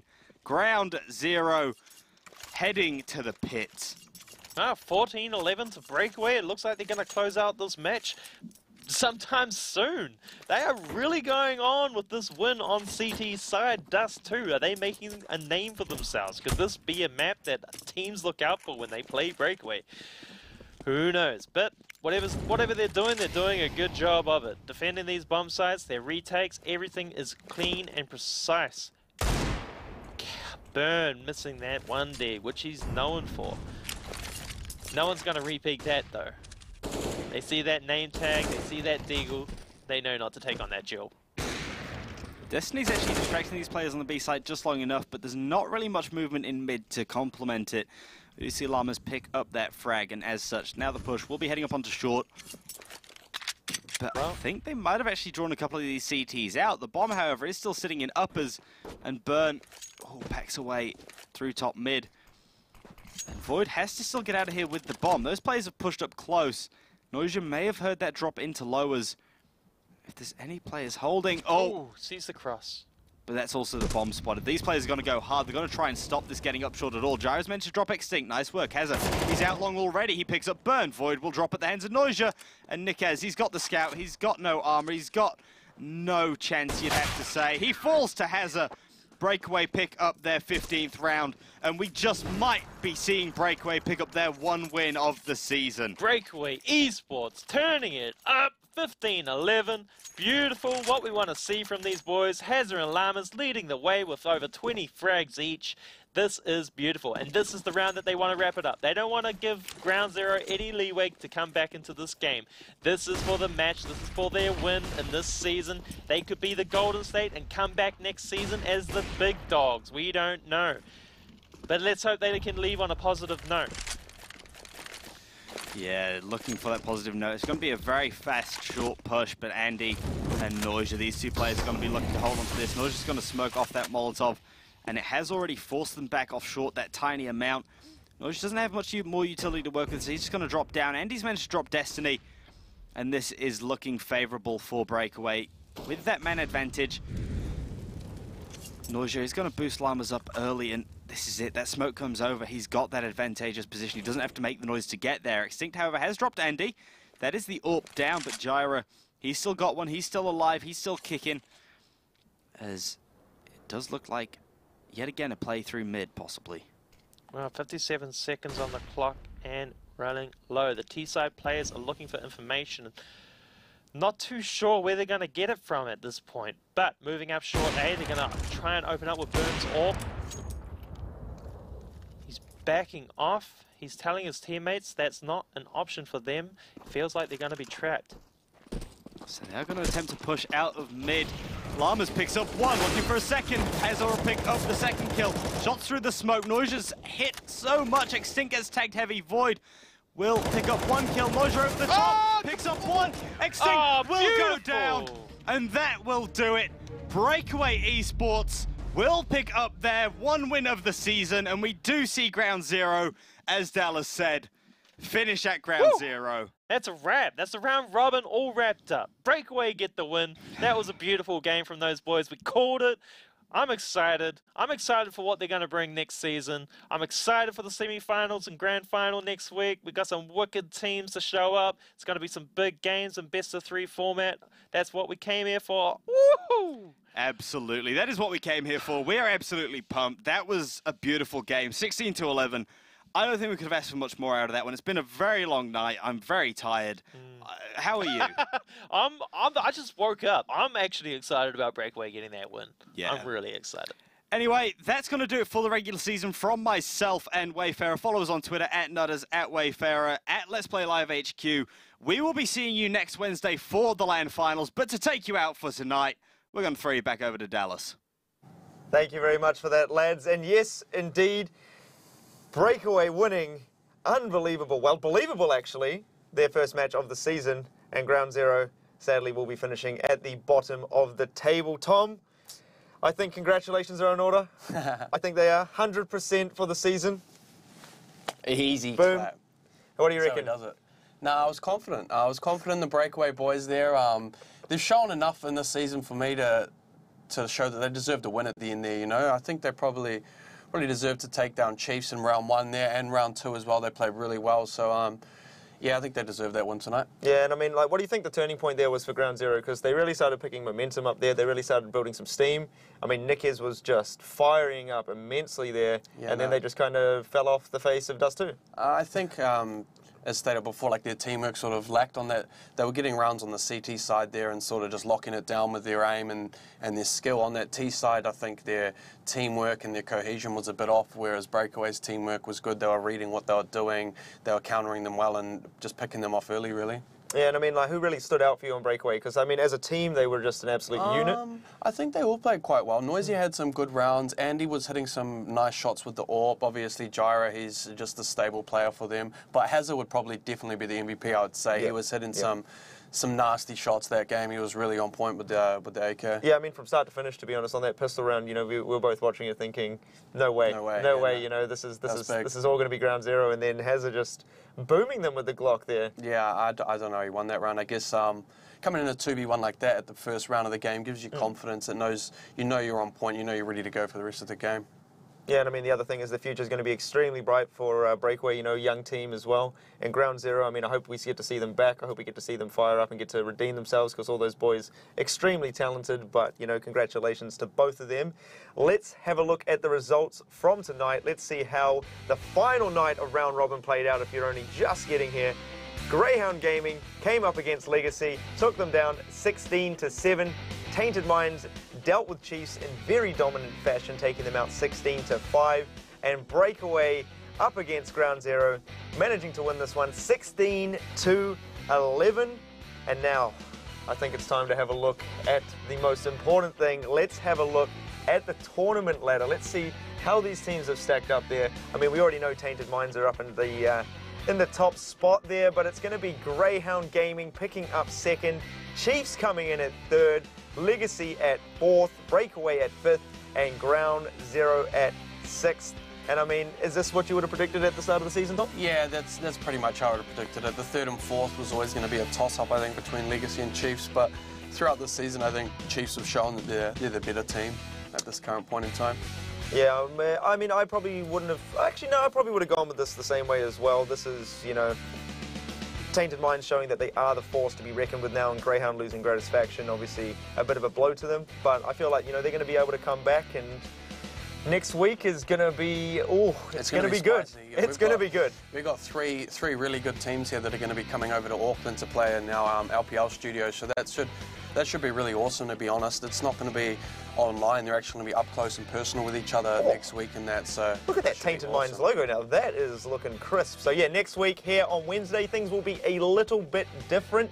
We will have same time, starting at 8 p.m. New Zealand time, Grayhound taking on Chiefs in a best of 3 for our semi-finals. Both of these teams will be live in the LPL studios, playing on LAN against each other. And then on the Thursday, for your viewing pleasure, we will have the winner of that semi-final taking on Tainted Minds to see if they can take them down in our grand final, playing for that big old prize pool as well. Yeah, no, next week's where it really picks up, you know. You've got all three of these teams coming into the LAN. They're all going to be confident. They're all going to be ready to go. And I guess the other thing as well is we do have another thing. You can meet the players next week as well. Yeah, that's true. So do make sure next week, if you are out and about in Auckland City, you can head into the Metro Carl's Jr. That's on Queen Street on the 8th of November. The players from the top 3 teams there, so Tainted Minds, Grayhound and Chiefs, will be in and amongst the building, you know, getting amongst some Carl's Jr., being there to sign some autographs, you know, have a bit of a yarn. Get a few tips on how to use the AWP. Oh, you could just hang out with Chris for that. That's true. Or Nutters. He's a machine, that guy. Or Nutter, well, he's going to take you down in a 1v1 after this, so... Yeah. Are you worried about that? No.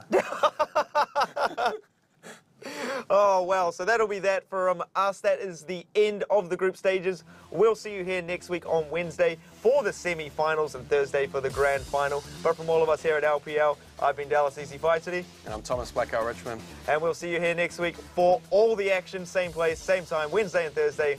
Let's go.